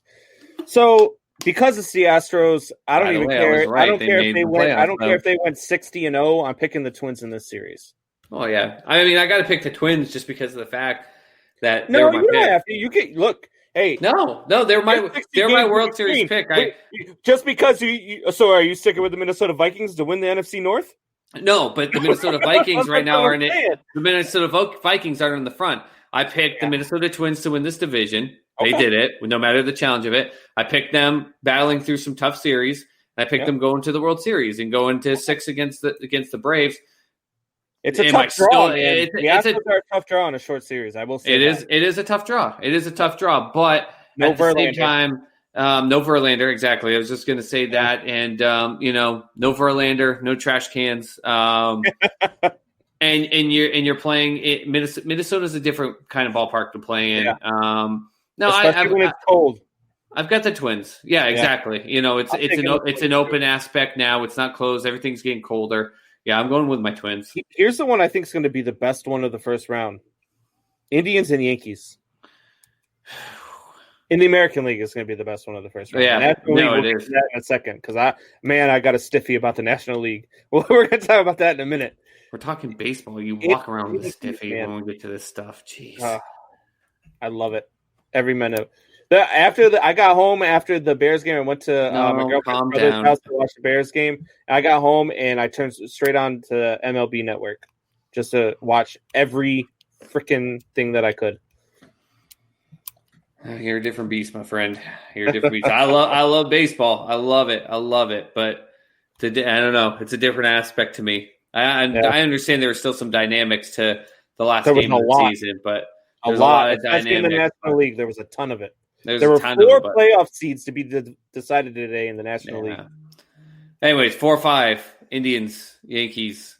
Who knew everything I talked about with the Yankees that I said they were going to have problems come the playoffs, and even though we predicted them both to be the top team in the American League, and I said they weren't getting to the playoffs because of injuries, but man, this Voit kid out of nowhere, just stepping in, just another bat, and I rip on the Yankees because they play in a glorified wiffle ball stadium. It's still the truth, but he's not just hitting them just barely over the wall. Like this kid is murdering balls, and it's like really another damn. That's my point with Cleveland. So I'm picking that the Cleveland Indians they're coming in hot. They traded one of their best pitchers, and they somehow got better. They were worse and then got better. Yeah, they got a little bit worse and then gelled and have gotten better. They're hot at the right time, and the Yankees started getting warm, and then they cooled right back off. And they only were ahead of the Blue Jays by 1 game in the AL East, by the way. Voit is smacking the ball off, the cover off the ball. That's great. But there's not enough there. The Yankees just have shown, they can't play against the good teams. They beat up on the Red Sox and the Orioles and the other crappy teams, on the eastern side of the country. But when they had to play the Blue Jays and the other tougher teams, they couldn't compete. They just couldn't. The Blue Jays this is going to be the only one that we disagree on because I'm going with the Yankees here. I know that the Indians are playing hot. No, we went different on the A's and Sox. I went opposite of you. So did you? I thought you said coin flip. I did, and then I said just to be opposite of you, I'm going A's. Oh, okay, all right. So the Yankees, I just feel like the Indians don't have the pitching to deal with the Yankees lineup. If it was any other team, any of these other 7 teams playing the Yankees, I wouldn't have the Yankees moving on. But the Indians pitching gives me pause for concern. I just don't. I'm not sure with as hot as Luke Voit is swinging in that bat. And Cleveland, I did say it's in Cleveland, but Cleveland is a hitter's ballpark. And that favors the Yankees, if you ask me. It just does. I'd like to see the Indians move on. I like to see the Indians do this, but I'm going with the Yankees here. Won't matter anyways because we've got to, even if they do, we've got a bracket. This is not a reseeding, by the way, for anyone that doesn't know. It's straight bracket style. Yep. If the White Sox, who are the 7th seed, get through, and so do the Yankees. The Yankees are actually playing Tampa Bay. If Tampa Bay wins, it's the 1 seed. It's not where Tampa Bay gets the lower seed, being the 1. So it would be the Yankees and Tampa Bay. And Tampa Bay has just made the Yankees look like a pile of garbage this whole season. They've absolutely owned them top to bottom. So if the Yankees win, kudos to them. I'm going to pick the Indians, but if they do, they're not getting out of the second round. Right. I'm saying it right now. We don't even need to wait for that prediction. Unless some crazy injury happens, they're not making it out of round 2. All right. So over to the National League. Now, look, it pissed me off today. I'm just going to come out here and say it. So the National League Central has 4 teams going into the playoffs. The National League Central has 4 teams heading into the playoffs. We talked about the American League Central and how good they were, and they were going to get 3 teams. The American League Central has 4 teams because the San Francisco Giants got hosed. Now, would they have come back and won the game? I don't know. But they're in the bottom of the 9th. They're down by 1. Their season's on the line. They're battling in 2 pitches in back-to-back at the shins, out of the zone, 6 inches out of the zone, not even close, get called for strike 2 and strike 3. End the game. To end their season. Not just, but to end, that this team is battling for a playoff spot, and you make that call. If there is not a case for an automated strike zone, This is the case for the automated strike zone. Refs and umps should not make themselves the focus of a game. It's horrible. You can't do that. So now, because the Giants get those 2 calls, and granted, like, look, I said, they may have still lost the game, but they didn't get the chance. Right. And that's what pisses me off. They didn't get the chance because an umpire decided he was going to make these calls, and it was so bad. It was so bad. But at any rate, so the Brewers get in as the 8th seed over the Giants, and they are the 4th team from the NL Central to get in. So they're going to face the Dodgers in round 1. The Reds are going to face the Braves. The Cubs are going against the Marlins, and the Padres are going against the Cardinals. So let's start with the top 1 versus 8. Hold on. What was that last series? Padres and Cardinals. What was that second team? So the Dodgers versus some team that wasn't good enough to make the playoffs. I remember that. It's the Cardinals, something like that. I can't remember. Yeah. All right. So Dodgers, Brewers. What do you got? Listen, we both sat here and said I predicted they'd come out to a slow start. It wouldn't be good enough. Mookie would be spinning his tires with the new contract and kind of getting himself acclimated. Kershaw would get hurt, which he did to start the season, and it would just be the same old. And because it was a 60-game season, they would dig too far of a hole, even though I think if I had thought about the fact that they had this seeding, which you and I weren't thinking about when we did our predictions, how they seeded it, I probably would have put them in then at that point. But they're doing it's the opposite. Like they're playing now. I know that they aren't playing as more dynamic teams, but they're still doing great things. I mean, they showed their ability to go right up against the Padres, who were the team that, they were getting real close. They got within a game and back. You jinxed them by having us pat ourselves on the back, by the way, when they hadn't won it yet. I didn't realize that's what you were doing on that aspect. But to me, it doesn't matter because the Dodgers, whether you're a good team, whether you're a bad team, they're finding every way to beat you. And they're doing it with their whole lineup, 1 through 9. So that's the thing. There's no weakness in this aspect. When a couple of them are having bad games, all of a sudden your 7th batter is just picking up the whole team. It's insane. That's what you want. Dodgers win this. I got the Dodgers winning this one too, and it's crazy because I went through it all, and as they were going through and determining seeding today and all the games were going on, I was looking at all the teams that could possibly make it. I said there are 2 National League teams that the Dodgers will roll over, and they will get lucky if they have to play in the first round. And the first one was the Brewers, and the second one was the Cardinals. But neither one of those teams have the pitching that can stop the Dodgers even in a short series. I said it before. I said they don't want to see the Reds. I don't think the Braves want to see the Reds, but we'll get to that here in a second as well. The Brewers, though, they don't have the pitching. Their offense is not swinging the bats very well at all. What's his name? Yelich. I think he's hitting like 217. Terrible season. It's almost like he played for the Astros and he needed a garbage pan to make a hit. It has been an atrocious season for the Brewers bats. I don't see them. They got in the playoffs 2 games under 500. I mean, because of this new dynamic they got in, they don't deserve to be in the playoffs. I understand the COVID, the shortened year, find different ways to keep the excitement. The Brewers are not a playoff team that are in the playoffs. That's what it comes down to. Right.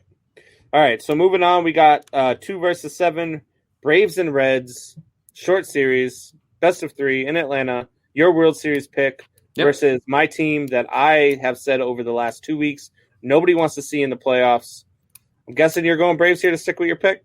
I am going to go with Braves to stick with my pick, but this is going to be a close one. And Cincinnati, by the way, is my backup city. So I like the Bengals. I like the Reds. I still got my Reds hat that I like to wear every once in a while. I like them. And Trevor Bauer, by the way, I think is going to win the NL Cy Young. So I think there's that huge dynamic there. Their pitching is fantastic. But the Braves are still doing very well in terms of things. I know they're not blowing anyone out of the park per se, but they're winning on every aspect. They're winning in terms of defensive aspects.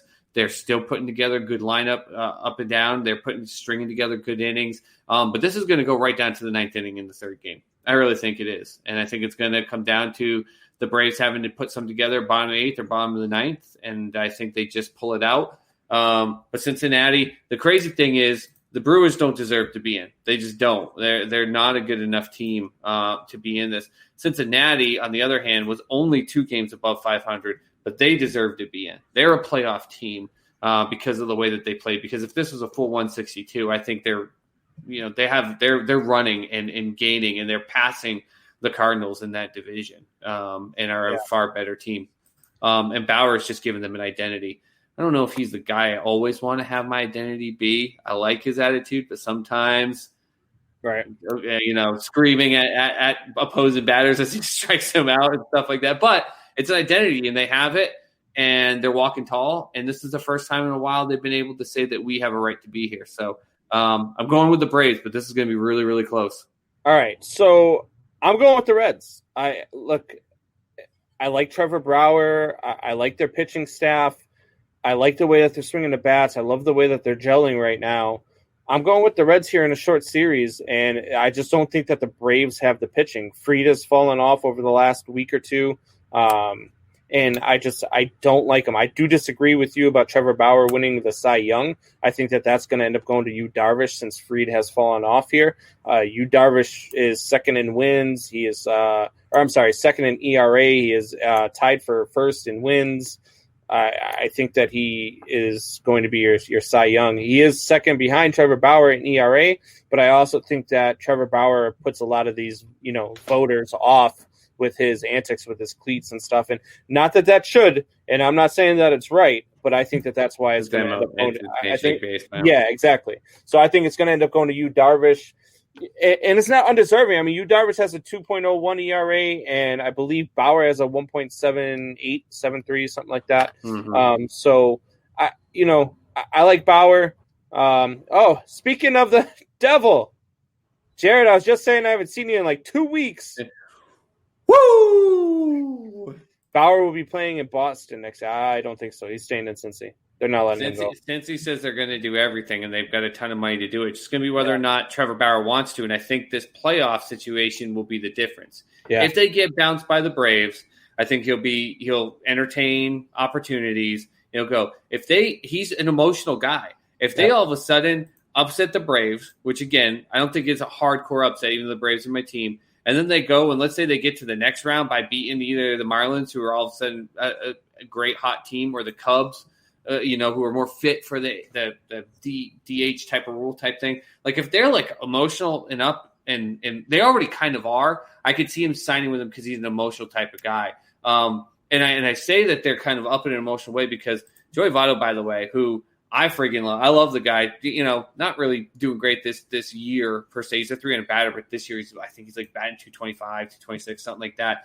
But he said today, we're going to be an effing nightmare for whoever has to face us. Yeah. Before the seedings were set. Like that's a team that's riding high in emotion. So I think he stays in Cincy if they can ride this through and have some emotional highs. But if they get bounced in the first round, I think Bauer's agent goes, "You've done plenty. Let's listen to what people are going to say."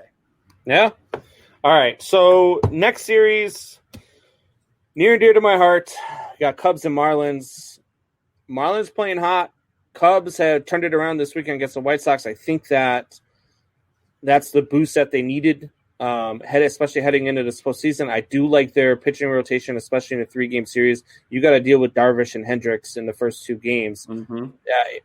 I like the Cubs in this series, so I'm going Cubs. They're my World Series pick, so I'm sticking with them. That bat flip, by the way, that what's-his-face had. Loved every second of it. That was. I know everyone loves the Batista bat flip type thing, but that is probably the fact that there's a slow-mo of the ball and the camera's going up and the bat is just completely in the picture and he's just playing with it. I was like, give it. And that's what baseball needs. All right, and now give me 2 seconds here before you make your pick. Because what made me laugh the most was White Sox fans saying, "How can you disrespect the game like that? How can you say that shit when you got Tim Anderson on your team? How can you come at the Cubs? Contreras saying he doesn't respect the game when you got guys that on your team that do the same thing." And by the way, it was great when Tim Anderson did the bat flip. It was a great thing when Tim Anderson did the bat flip. It was great when Bautista did the bat flip, and it was great when Wilson Contreras did. And that pumped that team up. And that's why the Cubs went out and took 2 out of 3. And by the way, they beat your ass today, and they didn't play barely any of their starters. So, Are you good? Are you off your high now? Have you gotten off everything? No, that aspect of it, that's part of the other issue. It's not just the writer aspect and the old school timing thing and the unwritten rules and blah, blah. It's that aspect where when a team does it to you, like how the Rangers did it with San Diego, it's like an offense. Like, how dare you do it? Shut the hell up. You know what you should say? Yeah, when we go out there and when we do the same thing to them in the next game because we're going to come out and play hard, we're going to flip our bats. Good. Do it. Have a good time. When an NFL team scores, finally, the NFL brought back, they celebrate. Guess what the other team does when they come down the field and score? They friggin' celebrate. They don't go, well, that was a terrible thing for them to do to it. I'm so tired of that crap. I'm so tired of it. Have fun and play the game. And if you get a ball that's blasted like that in a big moment, he's going to flip his bat. Deal with it. Suck it up. So there you go. I'm helping you out with the anger aspect with it. Listen, I like the Marlins because there's that quirky pick that you and I had. If there's a crazy thing that happens and they're a young team that's fun to watch, excitable, kind of like the aspect of the Padres. They've got a great positive emotion, but you said it, and I agree with you. The Cubs are built for this postseason type of play. They're built with the DH in mind. It's not going to be your typical NL playoff series here. There's no pitcher hitting, so it's the DH.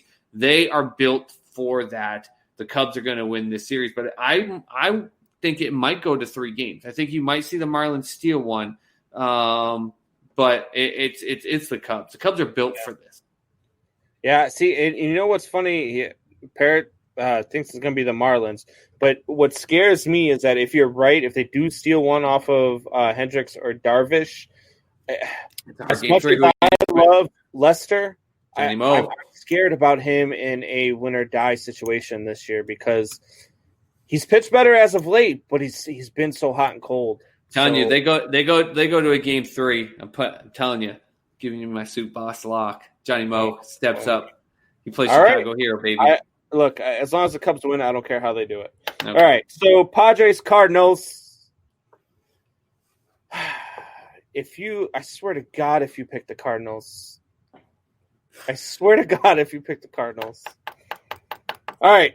I'm going Padres here. Padres have the better team. Padres are playing hot. Padres are – I think the Padres are going to do some good things in these playoffs. I have we're going to go over on Tuesday. We're going to do our bracket and pick the full thing as opposed to just the first round like we did now. But we are Padres Cardinals. I got Padres. What do you got? Man, I so badly want to do it just to get you going, just to piss you off.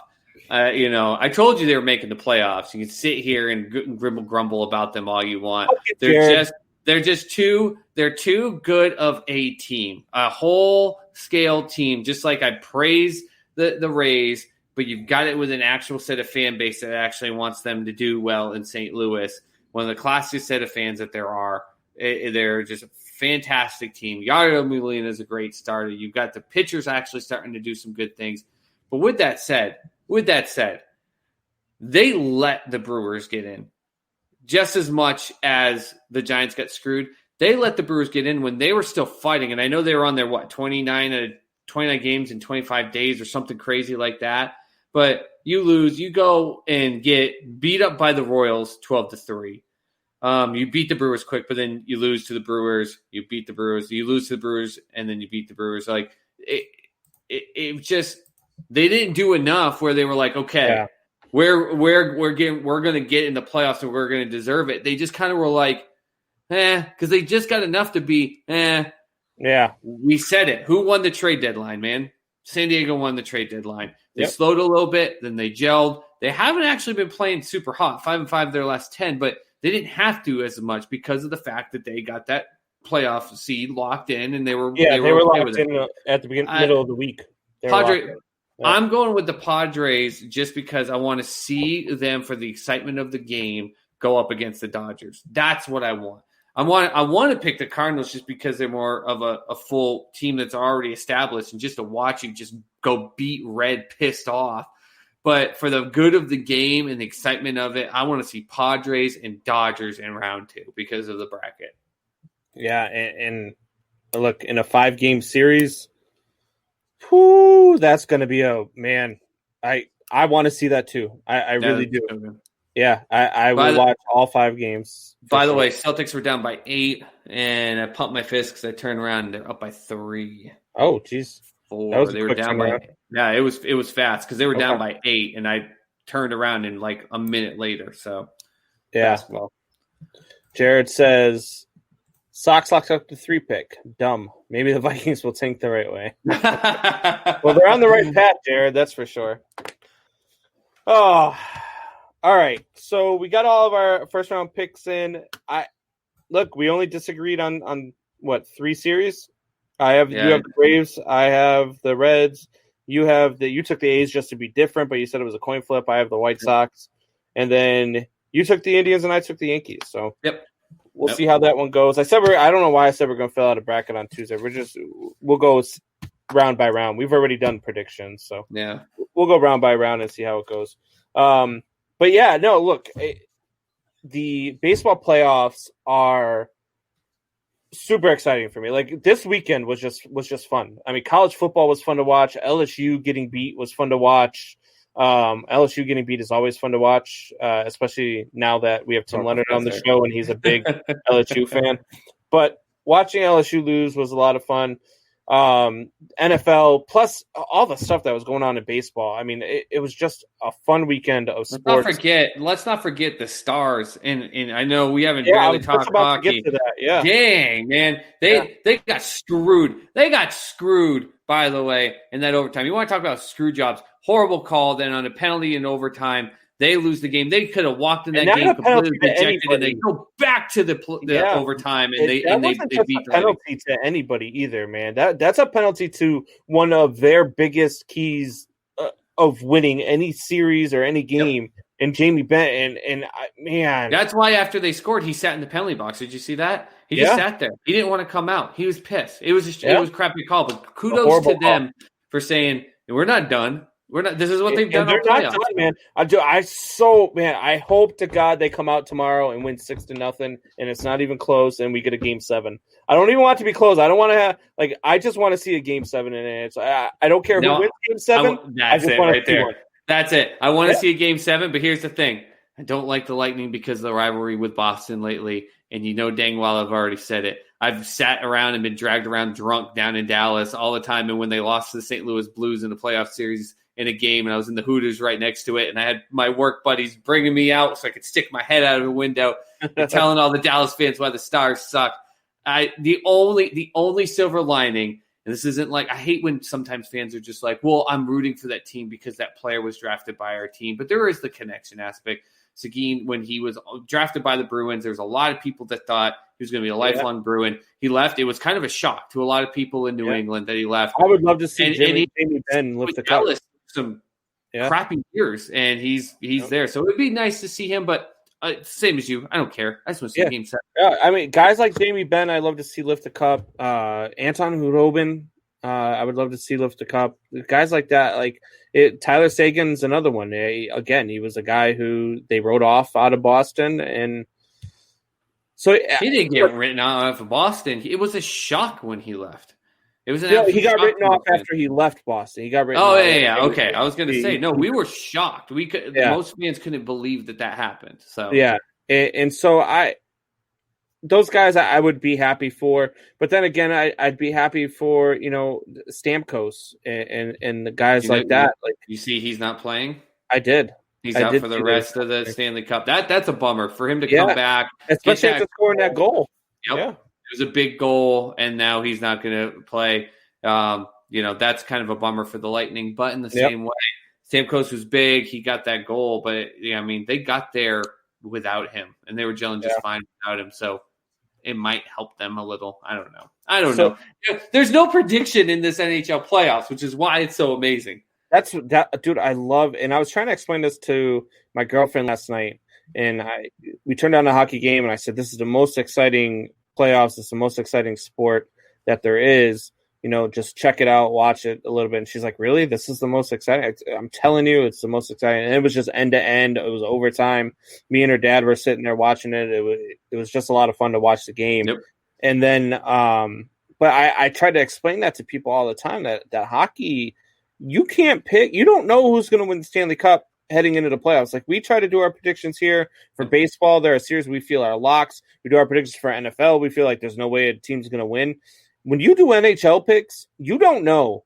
I stopped betting. I stopped betting after round 2. I was so lucky to be at 500, and especially with the Islanders and stuff. I'm like, I'm done. I'm done. You can't figure it out. You can't figure out every year in the NHL. There is no more than any other sport. There is no this one is better than this 8. It's amazing. It was crazy. You might even pick a team to win 7, but if I told you to break it down, like which games they'd win, you'd probably be right, but would be wrong in all but one game, because it's like the Islanders. I had them not going to the next round, but the last 3 games, it was like the opposite of what I picked. I was like, thank God I didn't put money on that stuff. And don't get me wrong, the Lightning coming into the series, the Lightning are the best team in hockey. The Lightning are by far the best team in hockey, but that doesn't matter in hockey. Kudos to you, Sully, when you made them number 1 in the power rankings. Yeah. Part of it was a homer pick, but you're right. They were, but that doesn't mean a damn thing in NHL, which is what I love. It's what I love about it. Yeah, and speaking of Game 7s and stuff, your Celtics are pushing for a Game 7. They're trying to get relax. Even. I'm saying they're pushing. They're trying to push for a Game 7, and the winner of this series, whether it's the Celtics or the Heat, they get the Lakers. Does it matter? Are they battling out just to see who gets to be the runner-up to LeBron James and the Los Angeles Lakers? I would. There's part of me that wants to just say, because I've said it, LeBron's on his mission. When he went to the West, the whole point of him going to the Lakers, obviously, besides wearing the all-knowing, it's the Yankees of MLB. It's in the NBA. He said it last night. He said it doesn't mean shit unless I finish this off. That's what it is. He had to sit there and listen to everyone say the only reason you get to the finals every year is because you play in the East. The East is weak. It's not good, blah, blah, blah, blah, blah. He went to the West. He was banged up last year, and the team sucked, and they didn't do good, and they didn't make the playoffs. So some people ride that against him, which just made him more furious. Fine. He got AD. He's on a mission. That game, every time, the last game that they played against the Nuggets, every time the Nuggets was trying to do something, he would just come off a pick, and just with power would be hitting mid-range jumpers, but with such force. And it was like watching Jordan, when Jordan would hit those shots, and it would hit the back of the rim and just go straight down the net. That's what he was doing. And I was like, that's scary. That's scary. The difference is that the Nuggets were a dynamic team with 2 players. Both the Heat and the Celtics are dynamic teams with multiple players. And they actually know how to use their bench. Both of those coaches, Stevens and Spoelstra, they know how to use their bench. And let's not forget, we're talking about LeBron here. We haven't seen Jimmy Butler get this far.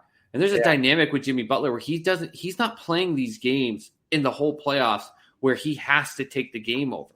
But he is motivating this team, and he is leading this team. And if he gets a chance to finally get to the finals, let alone a conference finals, damn well he's going to be just as driven to get that. But the Lakers are still going to win the finals. Yeah, I think so too. I don't think it matters who wins here. The Heat came all the way back. They're up. See, Celtics were up by 5, and you said it. And Kevin missed a 3. I didn't say anything. Now it's 96-96. Damn it! I said they were pushing. It's 97-96. Well, yeah, it was maybe you're behind me. No, it's 97-96 on my end. But yeah, I agree. I don't think that I don't think it matters. I mean, whether I jinx the Celtics or not, they're not winning the championship anyway. They're going for second place. They're gonna get a couple wins. Either one of these 2 Eastern teams are going to get a couple wins. This is not going to be a dominating thing. And the Lakers have only lost 1. And remember when they lost the first one in their first series, it was like, can they be upset by Portland? I was like, absolutely not. It's not going to happen.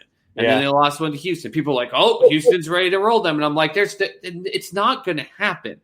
So in the finals. In the finals, I think it's just going to be an aspect where another one, Big 3 coming right back on the Celtics. This finals, you're going to have teams that actually know how to play the Lakers a little bit better.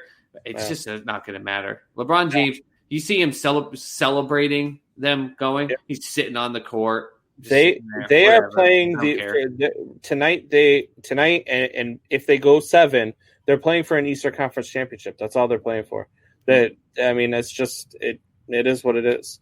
All right. At least it's fun to watch. It is. It is. I'm watching the game right now. They're going back and forth. It's a battle. Tatum hits a big 3, and then they go back down, and now Miami's and 1, and they're up 1 now.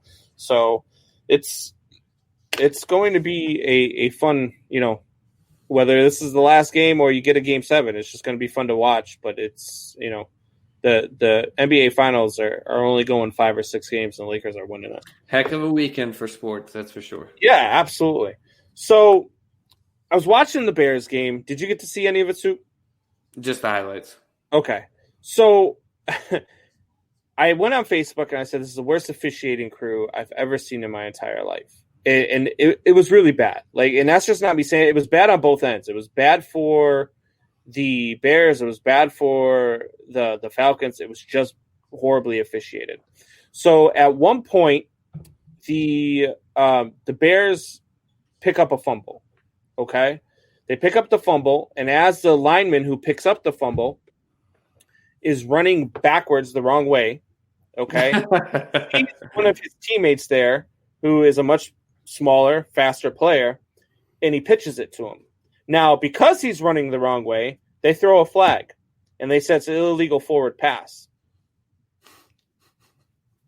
Doesn't matter which way you're. No, it doesn't matter which way you're facing. And then they called it. They said it was. They also threw a flag too on the same play because they said afterwards it was a illegal. It was roughing the passer because he put all of his body weight on the quarterback. He tackled the quarter. He didn't like. They started calling that 2 years ago when linemen put their weight. They've been calling that for like 2 years. It's a terrible. He tackled him and he spun like he didn't even land on him. He was underneath him. So it was just bad all around. But how and nobody the announcers didn't say how is that an illegal forward pass? Mike Pereira comes on the telecast. He's like, it's definitely an illegal forward pass. No, it's not.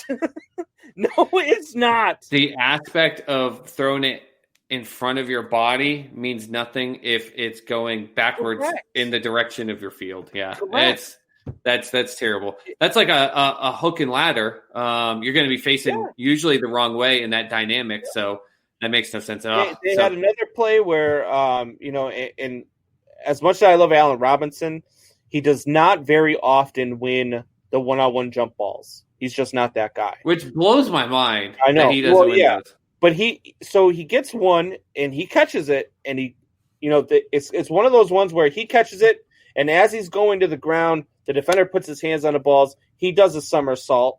He's down by contact. He still has the ball, and then the guy rips the ball out of his hands, and they called it on the field a touchdown, which was the right call. They go to New York to look at the play, and New York overturns it. Well, in the New England game, Jacobs, it was a close. Now, luckily for the dynamic of the game, on the very next possession, Cam Newton threw an interception that got downed right at the same spot. But Jacobs had a fumble, and he landed right on it. And so, the second he gained possession, because he was down and he had 2 guys on him, that's it. It's down. They didn't even call it a fumble on the field at first. They just called him down. Pat started celebrating because they're like, we got a fumble. And then they go to the replay, and you see Jacobs fall. The ball comes out. He falls, but he falls on it, gets it. The Patriot guy goes down there, and he rips it out of his hand. Yeah. It's obviously a fumble, but a recovery. And they were like, yeah, Patriots get the fumble. And it was that's not how it works, guys. Right, yeah. And I was waiting for friggin' tuck rule number 2 if the Pats went down and scored a touchdown. And like I said, it was like Cam threw an interception 2-3 plays later, and I was like, okay, well, they lost a whole minute of possession. That was it. So then in the Bears game, there's 2 other plays that were just horrible to me. You had another one where the defender is going in to hit Matt Ryan as he's throwing the ball. Matt Ryan gets the throw off as he's being hit, and they call a late hit on the Bears. as the guy from the Bears intercepts the ball, he runs out of bounds, and as he's out of bounds, at least 3 steps out of bounds, gets taken and gets suplexed. And there is no flag on the play. Well, that's just because they wanted to see some WWE wrestling, man. I've never seen how, I get you want to protect the quarterback. You want to protect the stars of the league. You can't be going in there and hitting them like you used to, back in the 80s and 90s in the NFL. You can't let them throw the ball after the receiver catches the ball, go in there and lay him out. I'm fine with that.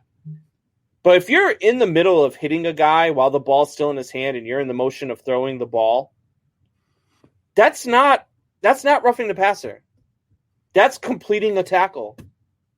It's not roughing the passer. If he's still got the ball in his hands while you are in the movement and your head is down and you're going to wrap him up and your head is down, you can't see the arm. You can't see him get rid of the ball. It's a tackle. You're pretty frustrated with it, but you think you're frustrated. Ask the Falcons fans how they're feeling. They don't give 2 craps about the calls. They should. They got one that kept that drive alive for the Bears. That final drive that resulted in that game-winning touchdown. They got one called against them that I didn't think was a penalty either, and it was also a roughing the passer. And I'm sorry, but it's just not roughing the passer. When you're in the middle of a tackle, it's not. I don't like fans that blame the refs. I can't stand it. The other night on Sports 2, people were ragging on when the Heat went up 3-1 in the Celtics series, and they were ragging. And I was like, guys, shut up. Like, right. Oh, I'm not blaming there are bad calls, and I can't stand it when that's the dynamic of it. When there are bad calls, by and large, I get it. But like the Heat easily had more fouls called on them and everything like that, and and all that stuff. But There's the aspect of if the calls are bad, but the bad officiating, I think this year in the NFL, when you can point out the things like you just did, it's the things that the NFL has to look at. And now this year with the NFL, I don't know if you know this, the refs aren't traveling together. You don't have the same refs working together. They're finding the closest refs in geographical manner that can get to the game. So you have completely different teams playing with one another on the ref side. With that said, because the back judge 80 yards this way is a different guy than I had last week, should it mean that if there's a guy getting suplexed 3 yards in on the sidelines, I should or shouldn't know what the hell that call is? Right. So my freaking phone is blown up. You can tell the Celtics are losing because I've got chats. Everyone's losing their minds. The Bears probably lost Tariq Cohen it looked bad. So he calls a fair catch, and on the fair catch, the guy's still coming in, and the guy dives. They said he got pushed, but he didn't get pushed. He didn't get touched. And he dives, and as Tariq Cohen's foot is planted, his full body weight comes over, and just it looked like Tariq Cohen probably broke his ankle. He's got a torn ACL. Is it a torn ACL? It's not confirmed, but they're pretty sure it's a torn ACL. So you're going to lose Tariq Cohen on a play, and again, there was no flag. They said he was pushed. He absolutely was not pushed. He was still running full bore at Tariq Cohen after a fair catch was signaled, and Tariq Cohen had the ball for at least a second and a half before he got hit. When you have bad officiating, we talk about it in baseball. When you have bad officiating, when you have bad umpires, when you have umpires making bad calls consistently, it changes the course of a game. It changes the way that you approach an at-bat. It changes the way that you approach facing a hitter. Angel Hernandez and Cowboy Joe West need to go in Major League Baseball. You can't have umpires that are that bad. They're horrible. They are horrible umpires. And same thing in the NFL. If you're not making calls or you're only making calls on one side of at one point, the Bears had, I believe it was 10 penalties against them. The Falcons had none. And it was just atrocious. Like, you can't have that in professional sports, especially when you are supposed to be professional referees. Now the game you're talking about, with everything you're saying, it sounds like the refs are terrible, but I don't think you can make that an example. I've watched games where one team's got 11 penalties and the other team's got 1, and the other team just is playing like flat garbage. Like, it sounds like that wasn't the aspect here, but I don't think that you can make that statement. Like, it should never be where one team has 10, the other team has 0. I don't think No. But it can't be that way when it's so when you're just not throwing flags on the other side. If a guy is 3 feet out of bounds and he's getting suplexed, you don't flag that, but on the same play, you flag a guy for roughing the passer when he hits the quarterback as he's throwing the ball. That's where you're changing the course of the game. You're doing so. That call that they made on the Falcons to keep that drive going, granted, it favored the Bears, and I was all for it because I said finally a bad call goes in the way of the Bears. It cost Atlanta the game. That would have been the final. That was a 4th down play, and it gave the Bears the 1st down. Yep. So you can't. Officiating cannot alter a game. It can't. It shouldn't. And the fact that I know guys' names like Angel Hernandez and Joe West in baseball, the only reason I know them is because they're so terrible. No, you know their names because you're a baseball whore. Well, no, because those are really the only 2 umpires I could really name you the names of. And you just shouldn't know the names of umpires or referees and when they're that bad, man, you can't have that. And the NFL absolutely needs to look into it and say, hey, look, we've got to figure this out because we can't have that come in. And as a Bears fan, I'm happy with the outcome because it did give the Bears the win. But you can't have that in professional sports, especially in the NFL. Yep. All right, Soup Boss. So are we at 100 views yet or 100 subscribers yet on YouTube? Oh, I have no idea. I haven't looked for a little while. I'll save it for you. We are not. We are still sitting at 57. I don't know.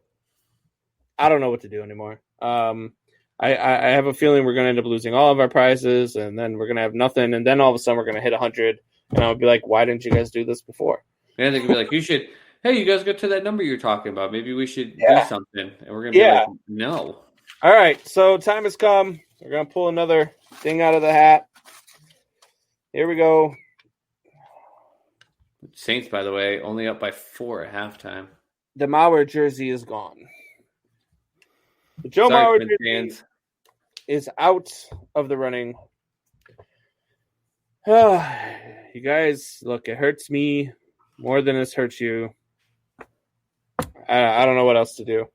Need to get to 100. Need to get some subscribers. Soup Boss, why don't you tell these guys where they can find us? Hey, you guys can find us on YouTube, Triple Shot Sports Podcast. It's that simple. Go to YouTube. You click subscribe. If you don't know how to use YouTube, talk to one of your kids. If you don't have kids, talk to your neighbor. It's literally, if you can use TikTok and you can use Facebook and you can use all these other social media, it's just a video service that's been around forever. You just go on and in the search bar, you search Triple Shot Sports Podcast. You'll have all of our recordings. And if you missed one, you can watch it. You can go back. You can comment on them when we're playing live. And you just hit subscribe. It means that when you go to our page, it has all of our pages. And when you hit subscribe, all it does is give you a notification when we're on live. But here's the cool thing. You can turn your notifications off. So you can subscribe for us. That helps us be able to get into better algorithms. We get into better, search results for people. If we get more exposure, we can get more people on here. We can get, some potential, who knows, coaches, players, anything like that. But we need more exposure. We need you guys to help. And we know we've got Sports Soup is continuing to grow at a rapid rate, and I love what we're doing there. But guys, I need your help. We just got to get to 100, and this has been going on now for well over 6 weeks, and we have tons of views. Like some people like to make jokes, like, "Well, you probably don't have that many views." No, we have plenty of views. We've gotten weeks where we've gotten well over 2,000 views. Well, if we can get 2,000 views, how come we can't get 100 subscribers? So, just Triple Shot Sports Podcast on YouTube. Hit subscribe. Turn off your notifications if you don't want to see it every Sunday and Tuesday and Thursday night when we're on. But just help us out and get yourself some free signed memorabilia if there's any left. Yeah. So look, and like Supa says, you can turn off your notifications. If you don't watch every week, I get it. If you don't watch for the full 2 hours, I get it. Hell, my girlfriend's mom outed her today, and she says we were joking around, and I said, you don't even have to watch the whole time. Just subscribe and watch. And she goes, yeah. She said, Michelle, she turns it on and she goes and takes a nap and she just leaves you on so that you have the viewers. So, but I'm all right with that, And then her brother says the same thing. He's like, like, yeah, I just turned you on and leave you on the table, and I catch it up here and there, and my son watches you guys all the time, and this and that. But I don't mind that aspect. I don't expect people to sit here all 2 hours. In fact, I love watching the shows, the PTIs and the other shows that are dynamic. The ones with Stephen A. and Mac. I don't watch all those shows beginning to end, but I usually watch a couple things. I listen. If I hear something big, I like to get involved by talking with people around me or something.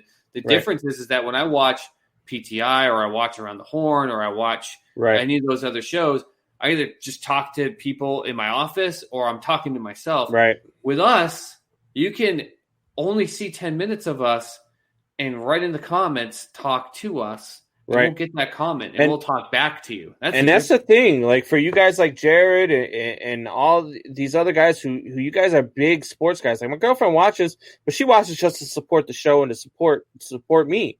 So you guys who are tuning in because you like sports and you like the takes and you like listening to what we offer, we start bringing in some of these names because we're in better algorithms and stuff like Supas was talking.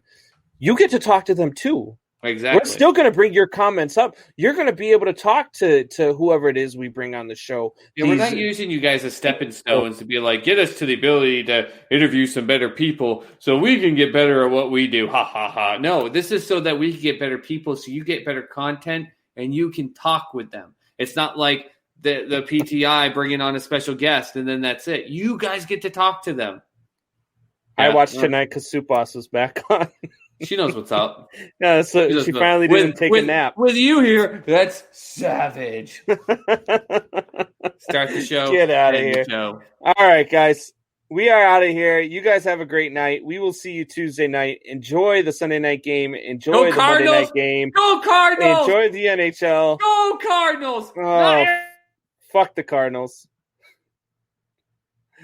Oh, this guy.